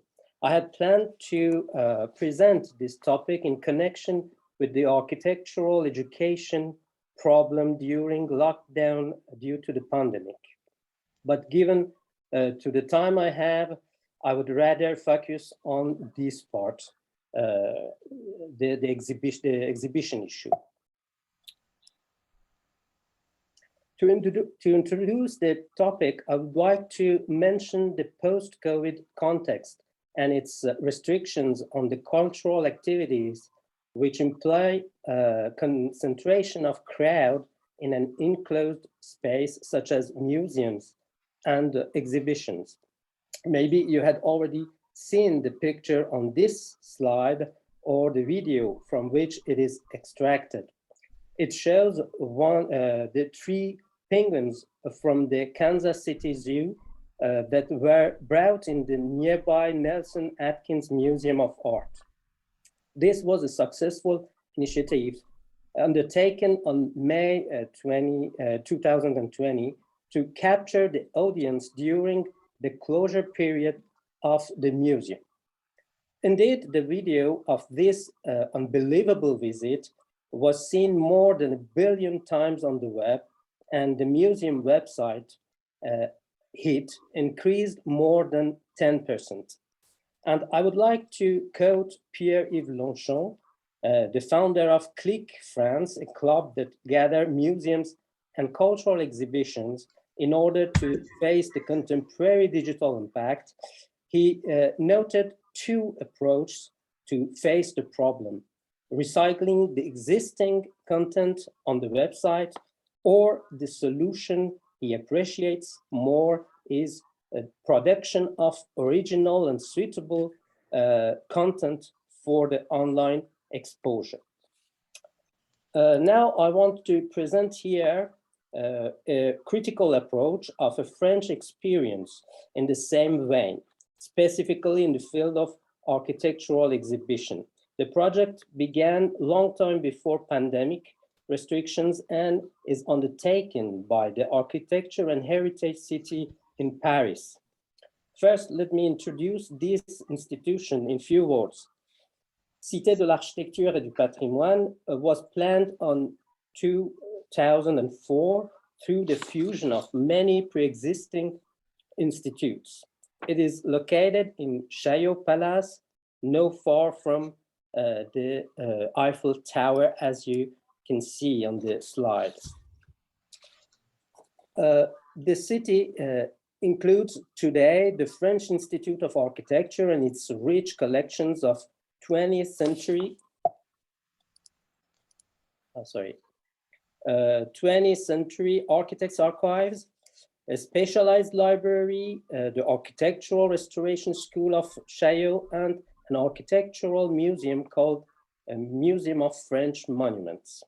This museum was first founded in 1879 by Eugène-Emmanuel Viollet-le-Duc, an important 19th century French architect and architectural theoretician. The museum is composed of 3 galleries, 2 of them dedicated to the traditional and medieval architecture and sculpture. Galerie des Moulages contains casts of monumental French architecture from the 12th to the 18th centuries, such as portals of cathedrals.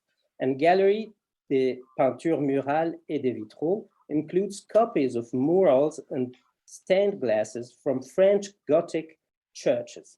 And the Modern Architecture Gallery, where are exhibited models of French and international architecture from 1850 to the present day. Alongside with this permanent museum, every year since 2007, almost 10 temporary exhibitions are held focused on architectural, urban planning, and landscape thematic. Furthermore, since 2010, in order to expand its audience and strengthen its presence on the web, the Contemporary Architectural Archives of the city conceives digital exhibitions based on its own contents that have never been displayed before. As the website of the city mentions, these are permanently available exhibitions, increasing the exposure and highlighting the richness of these institutes' collections. This project aims to make available the architectural exhibitions to people who are not used to go to museum or could not access the exhibition spaces without losing informative, attractive, and interactive features of the traditional exhibitions. In this way, virtual exhibitions have been conceived and uploaded between 2010 and 2020. 22 exhibitions have been conceived. As you may see on this slide, most of them are monographic on some modernist architects' works. Some others are thematic about social housing, for example, or on gardens and plants in 20th century architecture.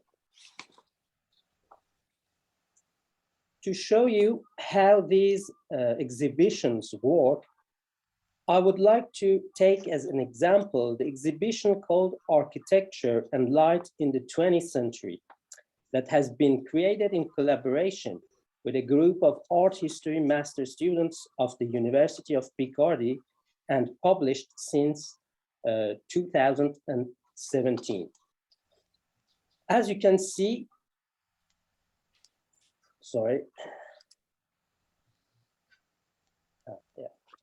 As you can see on this screenshot, after the opening page and a foreword presenting the exhibition, you have a column of tabs in the left side of the page that lead to different sections and subsections of the exhibition.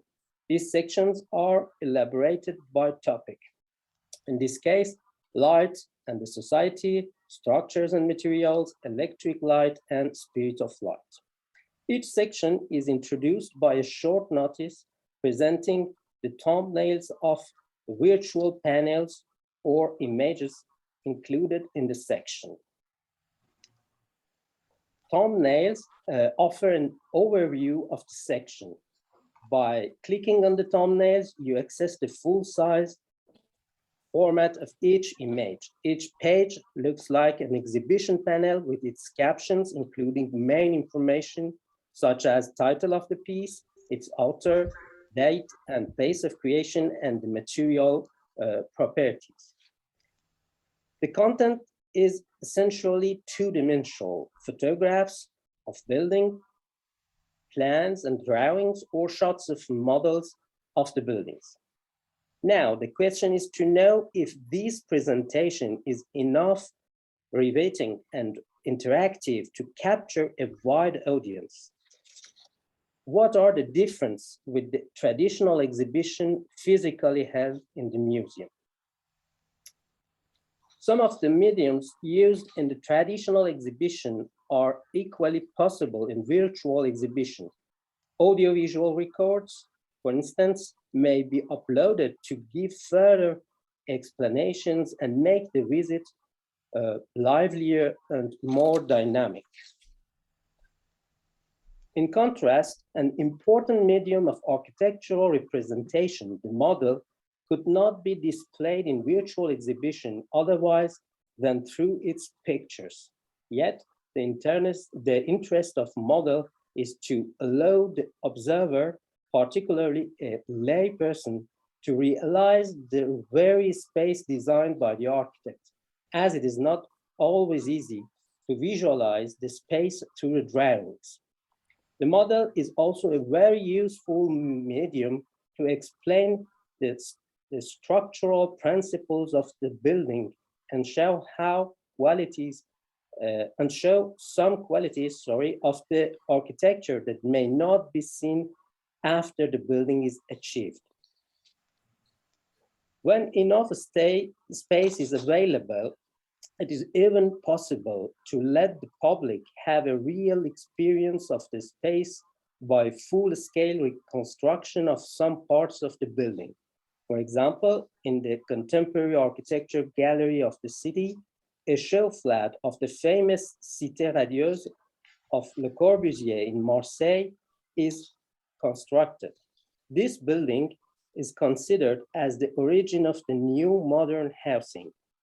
As shown in this slide, the full-scale reconstitution is even more interesting than the actually existing flats because it is furnished just like the initial flats, with the same furniture and in the same colors, according to the original drawings, while all of the real flats have been more or less transformed by the inhabitants. It is more interesting to remind that this purpose was the initial aspiration of Viollet-le-Duc in the creation of the Museum of French Monuments. Indeed, he wished to allow the public, to see and contemplate masterpieces of medieval architecture, how far historically and geographically they were, by observing their full-scale casts and models, by touching their materiality.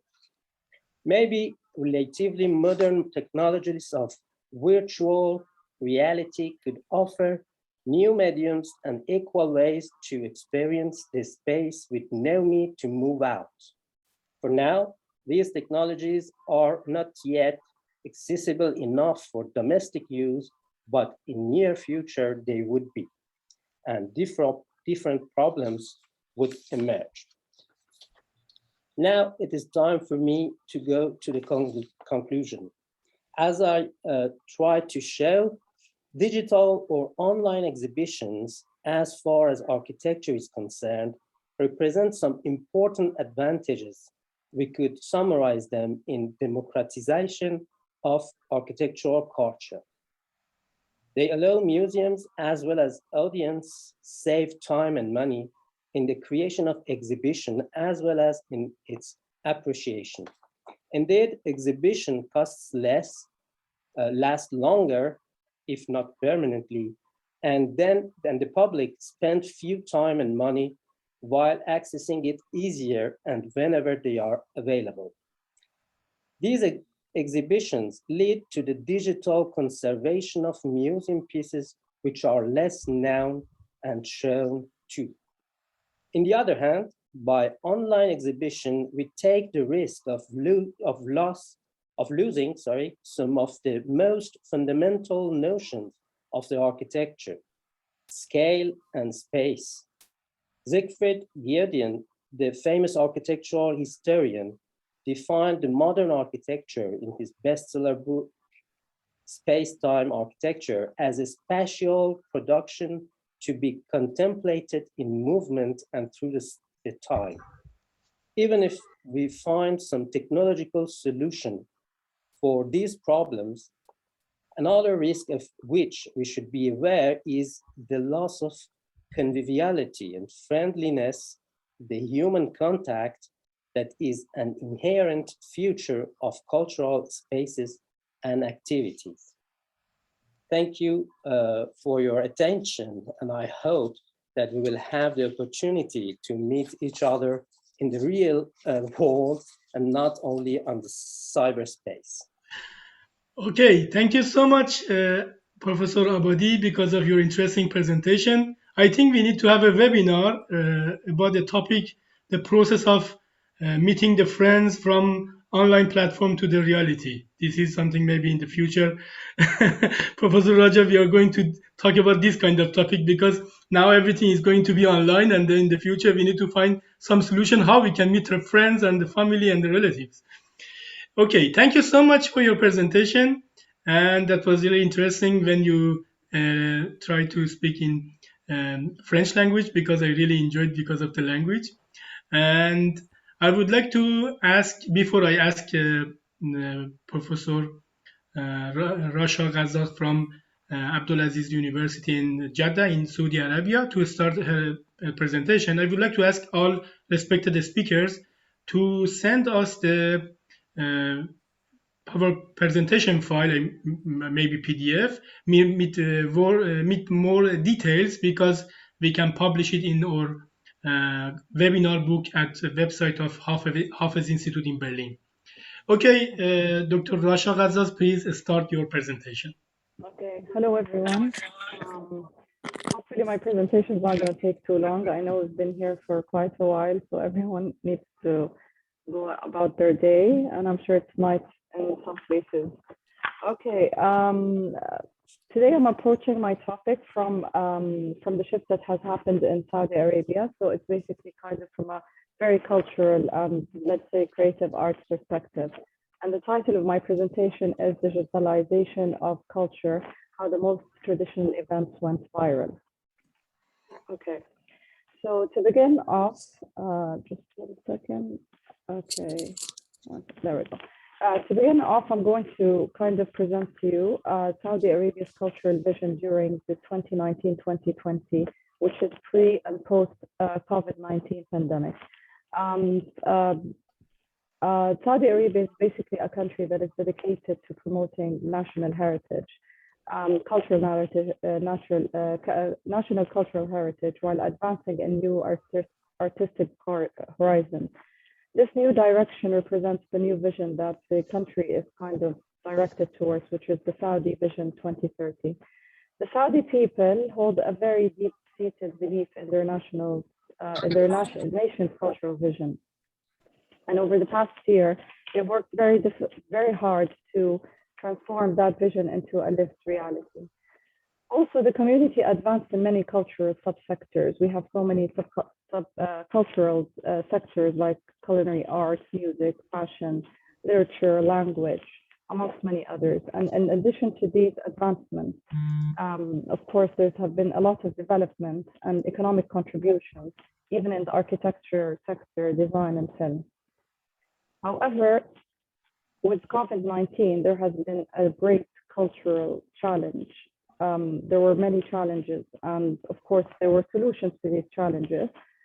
As you can see in the pictures in front of you, we have pre-COVID-19 on the left-hand side, and this is, of course, of Al-Kaaba. It's in the holy city of Mecca, where we had a normal view of the world or life as we live it in Saudi Arabia. And in the middle, we have another picture when, of course, everyone had to stay home, social distancing, lockdown. We were on curfew 24 hours a day, starting from the 9th of March 2019. On the right-hand side, you have a building, which is one of the famous buildings in Jeddah, the city where I live in, the coastal city. And there is like 3 messages, and it says, "Khalik fi al-bayt," which means stay at home. And of course, the pandemic tested our resilience, as of course, the world's resilience, as well as Saudi Arabia's resilience. And of course, it was witnessed all around the globe in culture and creative activities. Everything was canceled: public events, festivals, music events, cultural events, tourism, everything was canceled. However, despite these delays and these social distancing and lockdowns, we proved as a country, of course, I'm referring to Saudi Arabia, and that we are kind of a unified force. The Saudi culture focused all of its efforts, as long as with other individuals, in order to, let's say, try to get over these challenges and turn all of the cultural, not all, but kind of, let's say, whatever they could into the virtual space. The Saudi cultural sector proved its ability to adapt to the virtual space by utilizing many tools and platforms. And everyone from concerned individuals, citizens, people who lived here, of course, intellectuals, they kind of worked collectively and together to find suitable alternatives to adapt to this new shift and the reality of life. Now, prior to the pandemic, of course, there was already a shift towards digitalization, and this was witnessed around the world and, of course, in Saudi Arabia. A shift towards the digitalization was seen in many various industries. And the pandemic, what it did was only accelerate this transformation. And it also amplified its importance. And in a dynamic response to these circumstances where social distancing and lockdowns were enforced on the people, a broad cultural scene flourished in the virtual space. However, the virtual space never did, let's say, offset the real world, but it kind of helped a little bit in connecting people. A big cultural production and distribution was seen in the virtual space.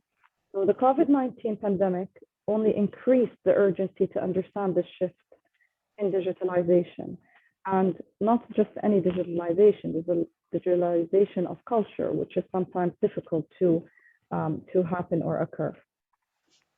And as citizens, we have to acknowledge that virtual cultural experience has to become part of our lives. This presentation is going to look at only 4. Of course, we have so many cultural subsectors, but I'm going to only focus on 4. And the first one is language and literature. Around last May, my colleague and I, Dr. Rasha Gazzaz, who also works in the same university that I work in, we wrote a paper on the impact of COVID-19 on literature and students' responses to poetry. And we've seen how even responses to certain literary genres have changed because of COVID-19. For the Saudi cultural subsector, language and literature has seen many differences, let's say, in the new programs that were done for language and literature. First of all, there were many initiatives ranging from new Arabic language programs to educational competitions on social media platforms such as Instagram, Twitter, Facebook, etc., etc. And one very important or significant, let's say, example of this participation that many of the Saudi citizens have participated in was the World Arabic Language Day, which was hosted by many institutions, many academic institutions. This kind of brought people together and made us feel that we are together in this pandemic. Also, literary publishing rates kind of grew, and during the pandemic, there were many literary competitions online, which were extremely popular. And one of the most popular ones was called Literature in Isolation, where citizens kind of wrote poetry and fiction works, even theater scripts about how it feels to be in isolation during the COVID-19 pandemic. So it wasn't just that literature was taken into virtual space or cyberspace, but it was also it was affected by the theme of virtual space. Okay, so the second cultural sector is cultural events, and I kind of gathered a few under that subheading, which is film, theater, and performing arts and festivals. And of course, all festivals in Saudi Arabia were cancelled. 2 of the main ones were the first Red Sea International Film Festival. There was also another festival which is called the 6th Saudi Film Festival, which was moved online. And it actually it was moved online, and it received around 63,200 YouTube hits. It was seen by people in Saudi Arabia and worldwide. The pandemic propelled virtual spaces to the helm of the sector, not just as a medium to screen Saudi films, but also as an interactive area for competitions and creative discussions. The Saudi film also expanded into streaming platforms, allowing Saudi films to reach new audiences, such as Netflix and Hulu and Amazon, etc., etc. Similarly, the film there was a film decline, of course, because it was very difficult to film movies, to film, let's say, theaters. So there was a decline in the production number of films, but whatever was produced was directed towards online platforms. Similar to the film decline, there was also a very big decline in the theatrical performances. It was just one theatrical performance that was kind of produced online and portrayed on virtual space. However, it wasn't very exciting because, of course, theater is all about a social activity, and COVID-19 affected this. One interesting exception to the film and theater performing arts was the National Day, the Saudi National Day, where the government kind of wanted its people to feel connected. So this was the only festival that, first of all, was a major challenge. However, it was held with very extreme precautionary measures. Most events, as you can see, moved online, and programs had to adapt, people had to adapt in order to portray it virtually in order for it to become an experience for citizens and audience to have a good time. The third cultural subheading is heritage and museums. And in 2020, a number of initiatives developed the national cultural heritage sector. And the most prominent of these initiatives were a project to restore urban heritage buildings and architectural significance in Riyadh Center. And despite of many live heritage festivals, there was canceled an event. The virtual space allowed practitioners in both sectors, the public and the private heritage institution, to engage with the public through, again, various forms, such as online workshops, teaching people about heritage, museums, etc., etc. In Saudi Arabia, museums, of course, were closed by mid-March.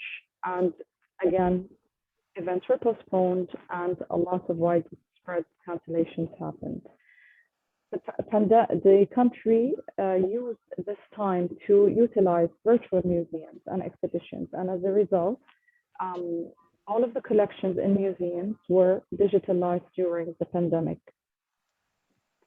The last cultural subheading we have is the visual arts. The COVID-19, of course, pandemic caused another disruption in the ongoing forums, exhibitions, art galleries. The pandemic, of course, again, because of the cancellation of art exhibitions, the Saudi art community went into the virtual space. They kind of showed resilience by exploring virtual alternatives. Artists used their free time to continue creating and building a community of support and solidarity, just like the literary field did. The pandemic influenced, again, creative output. We have a lot of pictures visualizing people during the pandemic, pain, loss, suffering, and of course, others that were produced for another reason. A more hopeful reason is, of course, hope, support, strength, resilience. According to a survey about on the art galleries in 2020, around 13 art exhibitions were only held virtual, and of course 32 were canceled due to the pandemic. The use of digital technologies as a platform for showcasing artworks was a central theme in the visual arts. And although virtual exhibitions were very, very limited, they made exhibitions more accessible geographically to a broader audience. There are more Saudi cultural subsectors, such as fashion, food, and many other, architecture. As you can see, this picture in front of you is kind of a variety of different cultural activities that we in Saudi Arabia enjoy and do. However, the pandemic kind of caused most of these cultural subsectors to move online. And this is basically what happened in Saudi Arabia. Just before I finish, I'd just like to thank my student Hanuf Al-Ghamdi for helping me to create this beautiful PowerPoint that kind of links between the real life and the digital world. Thank you so much. Okay, thank you so much, Dr. Rasha Gazzaz from Jeddah in Saudi Arabia, because of your interesting presentation. And again, I'm very thankful from Dr. Hamid Mohammadi, the cultural consultant in Berlin, because of supporting and establishing in this topic, very interesting topic, and this webinar. And also the respected speakers, again, Professor Dr. Rajah from United Kingdom, Dr. Yanki Hartijasti from Indonesia, Mr. Huib Wursten from Netherlands, Professor Dr. Shahram Abadie from France, Dr. Rasha Gazzaz from Saudi Arabia, and all other respected attendees. Now I'm going to conclude this webinar, and then we can do some minutes because we are out of schedule now, but because that was really interesting topic and really interesting presentation, I would like to do also a short discussion with you. I'm sharing my screen to show you the conclusion again. Is it visible my screen now? Please, if you see my screen, give me a feedback. Yes, It's very visible. good. Because it talked about the procedure of moving from physical building in the field of culture and artist activities to cyber or online platforms. As I conclude in presentation, we have some points or some factors we need to follow them in this procedure. Then I read them, and then I will discuss with you if you want to add something or you want to change some of these points. Number one, having a comprehensive view through the fifth wave theory. That means today we had a very diverse, different issues and opinion about this topic. For example, Professor Rajah with the view of management and social science, Dr. Rasha Gazzaz from view of sustainability and her experience in her country with the collectivistical culture, Dr. Yanki from Indonesia, also from very collectivistical culture in Southeast Asia in this topic, and Mr. Wursten from a Western or individual culture in the Netherlands with the focus on cultural points. Then that also Dr. Abadie from France with focus on architectural approaches. Then you can see this comprehensive view can help us to look at all different points and also consequences.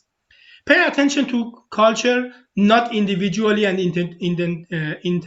independently, because this is not individual topic. We have different points they can influence culture, like economy, society, environment, technology, education, and politics. Allocate a large part of budget in this field to Ministry of Foreign Affairs, because that shows we need to look at this internationally, even globally. Pay attention to private sector as a performer in this field, because the governmental sector can do some main decisions, and then in the practical level, the private sector can do it. Pay attention to the creating enough space and environment for private sector to do competition, to make a competitive environment. Pay attention to the culture as a sustainable infrastructure for other economic issues like tourism, culture, political relations, and artistic activities. And look at culture because we need to focus to manage the culture, inter-organizationalized and council managed.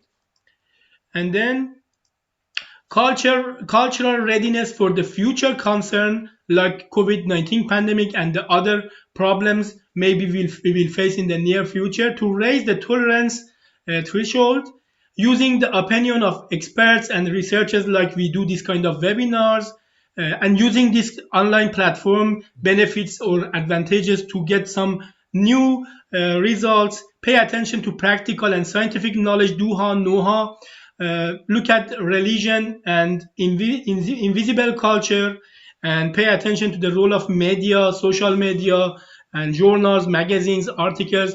Look at the three revolutions, the decentralization, decarbonization, and digitalization as revolutions can influence on the 21st century. Pay attention on today's challenges and tomorrow's crisis. Having comprehensive view to focus on this movement from physical building to cyberspace, and also look at the consequences of this happening. And the last one, of course, this procedure will be different in different culture. That means, according to the presentation we had today, if we want to do it in Netherlands, Denmark is completely different if we want to do it in France or in Saudi Arabia or in Indonesia, because we have different cultural views. I would like to ask the respected speakers to start to do discussion regarding to this conclusion. If you want to add some points, or you want to change some of them, or you have some ideas, please, Professor Rajah, Mr. Huib Wursten, Dr. Yanki, Dr. Abadie, and Dr. Gazzaz, please start. Also, Dr. Mohammadi, please. Can I ask a question, please, Professor Doost? Yes, of course. I put this quite openly, but more specifically to Dr. Rasha Gazzaz. And I say this in a very constructive way because I understand the challenges that are faced in different societies. So, for example, given that Saudi Arabia is a young country with a lot of exciting developments taking place on an ongoing basis, and I know that the country is opening up, and during this period, the presentation by Dr.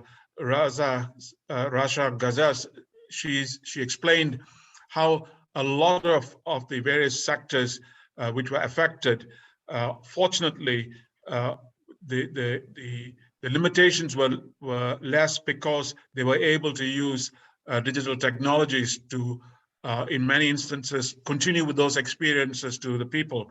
So in that case, because of two things, Saudi Arabia, a young country, still developing and growing, still building up infrastructure, is it likely that the lessons of the last year or two will lead on to having more digital interventions than originally planned, and therefore the need for buildings or physical structures may be limited? And then to just balance this question very quickly, let me say, I know Saudi Arabia has opened up and would like to encourage more tourism so that people can enjoy the arts and cultures of Saudi Arabia. And looking forward to 7 million, I think 5 million more tourists to come to Saudi Arabia, which conflicts with the global challenges of emissions and those issues and environment and so on.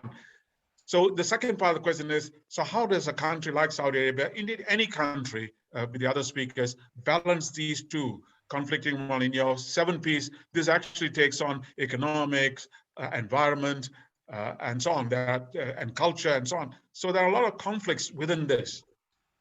Thank you. Okay. Thank you very much for the question. First of all, since the pandemic, Saudi Arabia has taken great measures, actually extreme measures in the social distancing and lockdown. And after, of course, a long period of around a year, after the vaccine has been, of course, been taken by, has been found or created, it has enforced also vaccines, citizens to be vaccinated, of course. So this kind of helped with our numbers being always at minimum. I think we've never exceeded 5,000 COVID infected patients daily, except for a short period of time. Yes, Saudi Arabia has been opening up, and it has taken the pandemic, taken the advantage of the pandemic into, of course, digitalizing. In the sector where I work in, education, and up until today, even though we're back to face-to-face learning, we do still have a lot of blended learning where we still have to teach online, where we use platforms such as Google Meet and Blackboard. So I think the pandemic, as I've explained before in one of the slides, is that it's only kind of amplified the use of digitalization. However, I think that still as a country, and of course as a citizen in Saudi Arabia, about the tourism, yes, it is still taking extreme measures in allowing, let's say, tourism and religious tourism, because of course, you know, we have Hajj season, which is in the 12th month in the Arabic calendar, the Hijri calendar. And anyone who is not vaccinated, or let's say anyone who does not have proof of vaccination, is not allowed into the country. I have a sister who lives in Canada, and she's married to a Canadian, and her husband has to be vaccinated in order to be let into the country. So it is taking extreme measures with regards to tourism or people coming into the country. A last final thought, just to kind of answer your question. I think as people, even in Saudi Arabia or anywhere else, I don't think we can ever substitute real life, or let's say physical buildings or museums where we go physically and actually experience. I mean, yes, I know that most of the new generation are kind of stuck to their phones or, let's say, digital electronic devices, but still the need for human interaction and getting out there, maybe, I think still exists in today's world. I hope this kind of answers the question. Yeah. Thank you very much. Thank you. Thank you so much for your question and your answer. And I would like to ask Dr. Abadie and Dr. Hartijasti, because you discuss about this topic with different view, architecture and management. I would like to ask you to discuss to us regarding this combination of these two topics, as which kind of, in this procedure from moving from physical to cyberspace, which kind of challenges we will face and how we can solve them. Dr. Abadie and Dr. Hartijasti.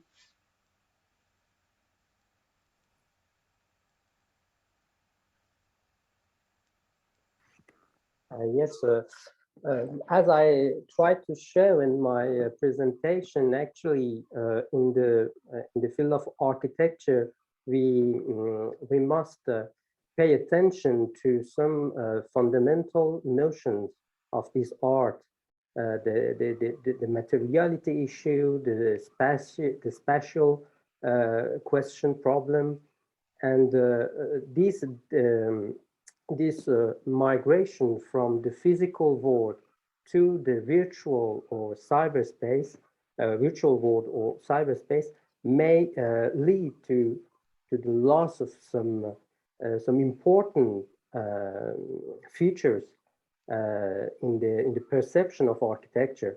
And in the other hand, we should take advantage of the possibilities offered by the new technologies, and I appreciated your synthesis, because today challenges may be future crises, and this is, I think, the way we are going on. For instance, about the architectural exhibition, I think in some years we may have the virtual reality as a medium in this kind of exhibition to explore more and more the masterpieces of architecture for cheaper and with no need to move from a country to another. But is this really suitable, finally? Because as you said too, the movement and the discovery of other cultures, other countries is too important. Is not just only the culture is not only knowledge issue, but also a human contact issue, I think. Okay, thank you. And Dr. Hartijasti, your microphone is off. Okay, sorry. Okay, so I am looking at in the cultural perspective, so organizational culture specifically. So that's part of the management. So because the way we work is, you know, from physical, and then we have to move to digital. That's not just you know, an instant change. We have to change our habits, and it's not so easy because it also affects the technology, how advanced is our technology in the organization that we work, and then also the role model of our leader, because that's also part of the culture, maybe from the point of view from Dr. Wursten, because the leader is also very important, right? To give especially in Asian context, we have high power distance. And in terms of this technology, Indonesia is spread in a very large archipelago, and we have more than 17,500 islands. So, and we have a very remote area, and the internet is not so good. So that's also still a challenge.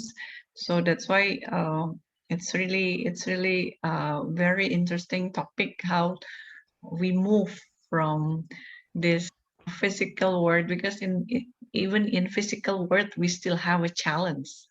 How about in digital? Because we don't know how to monitor them, because maybe we are not yet was that very good as a leader. So how to monitor the employees, etc.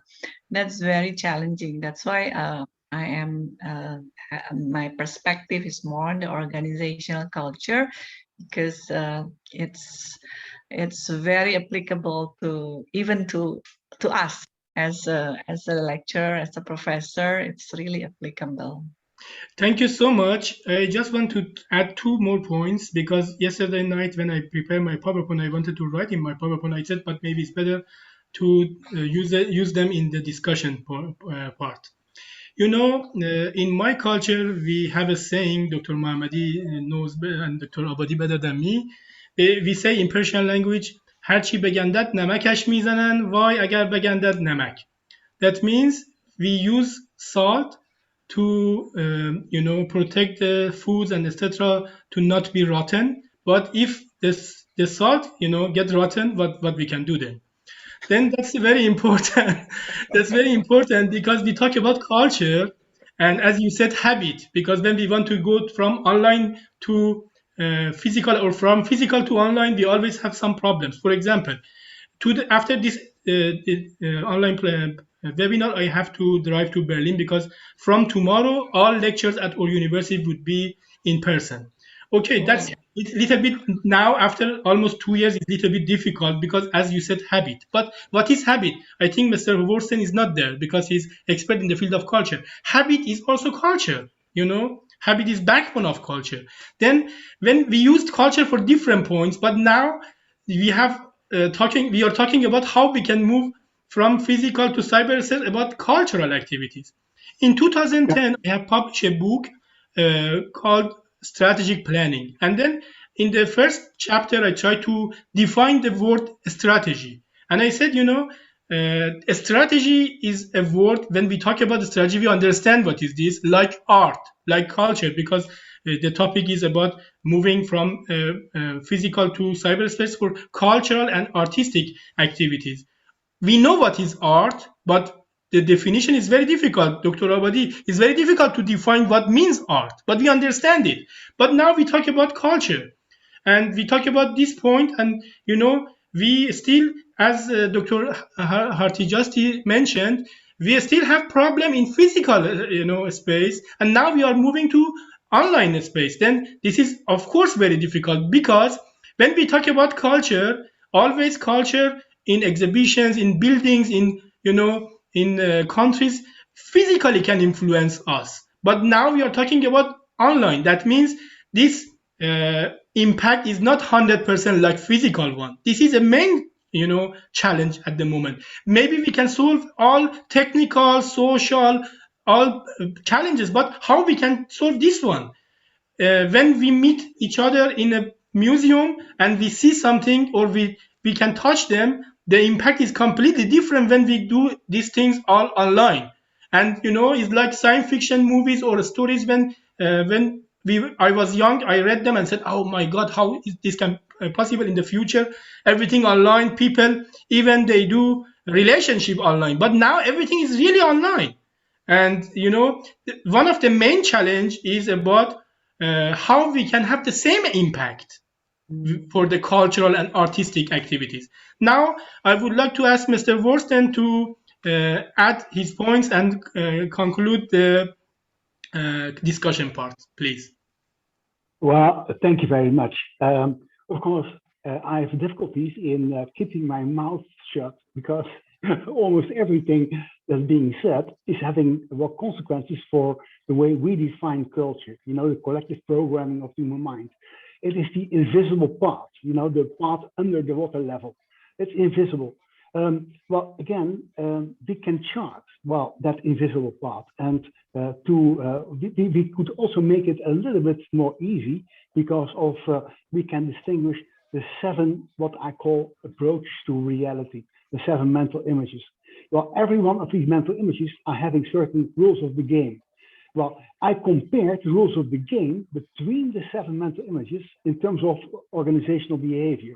For instance, leadership, for instance, what meetings exactly mean, what the function of meetings are, and in terms of feedback. And give me 1 minute to explain the consequence of the difference in feedback.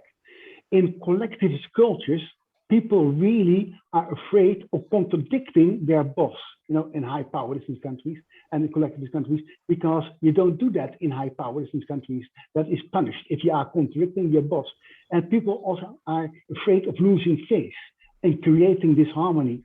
That means there is one saying that is not true in collectivist countries, a saying that is normal or that's usual in all individualistic countries. No news is good news, meaning in management, if you don't get protests, if you don't get critical remarks in the low powerlessness individualistic countries, it's a sign that things are going as agreed. But in collectivist countries, that means nothing, because in the collectivist high powerless countries, people are afraid of contradicting or saying something negative and giving negative feedback. In these countries, you have to be available, you have to be visible as a boss. And there is a saying in these countries, in Indonesia as well as in France, people only respect what you inspect. Meaning, if you are visible in inspecting, people will do the things you are supposed. Well, that in the virtual environment is, of course, very, very, very difficult. And it's not impossible, but I think it requires a deep understanding of what we call culture and the cultural consequences. Thank you so much, everybody, all respected speakers, because of very, very interesting topic and discussion and presentation. I would like again to thank Dr. Mohammadi, the cultural consultant, because of establishing and supporting this webinar. And I would like to ask all respected speakers again to send me the the PowerPoint or the PDF file of your presentation with all details, because the Hafiz Institute in Berlin will publish the webinar book, and also you will get a thank you letter provided by Berlin soon. And if Dr. Mohammadi want to have some words, we can finalize the webinar now.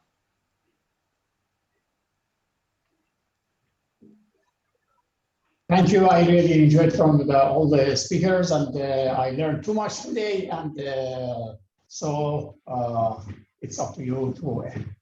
Thank you, Dr. Mohammadi. We would like to ask you also to send us the video record link, and sure. we will send to all the speakers to have this video, because I think there are so many points we have in this video can be useful for the students and the researchers in the future. Thank you so much, everybody. I wish you a good evening, afternoon, or night.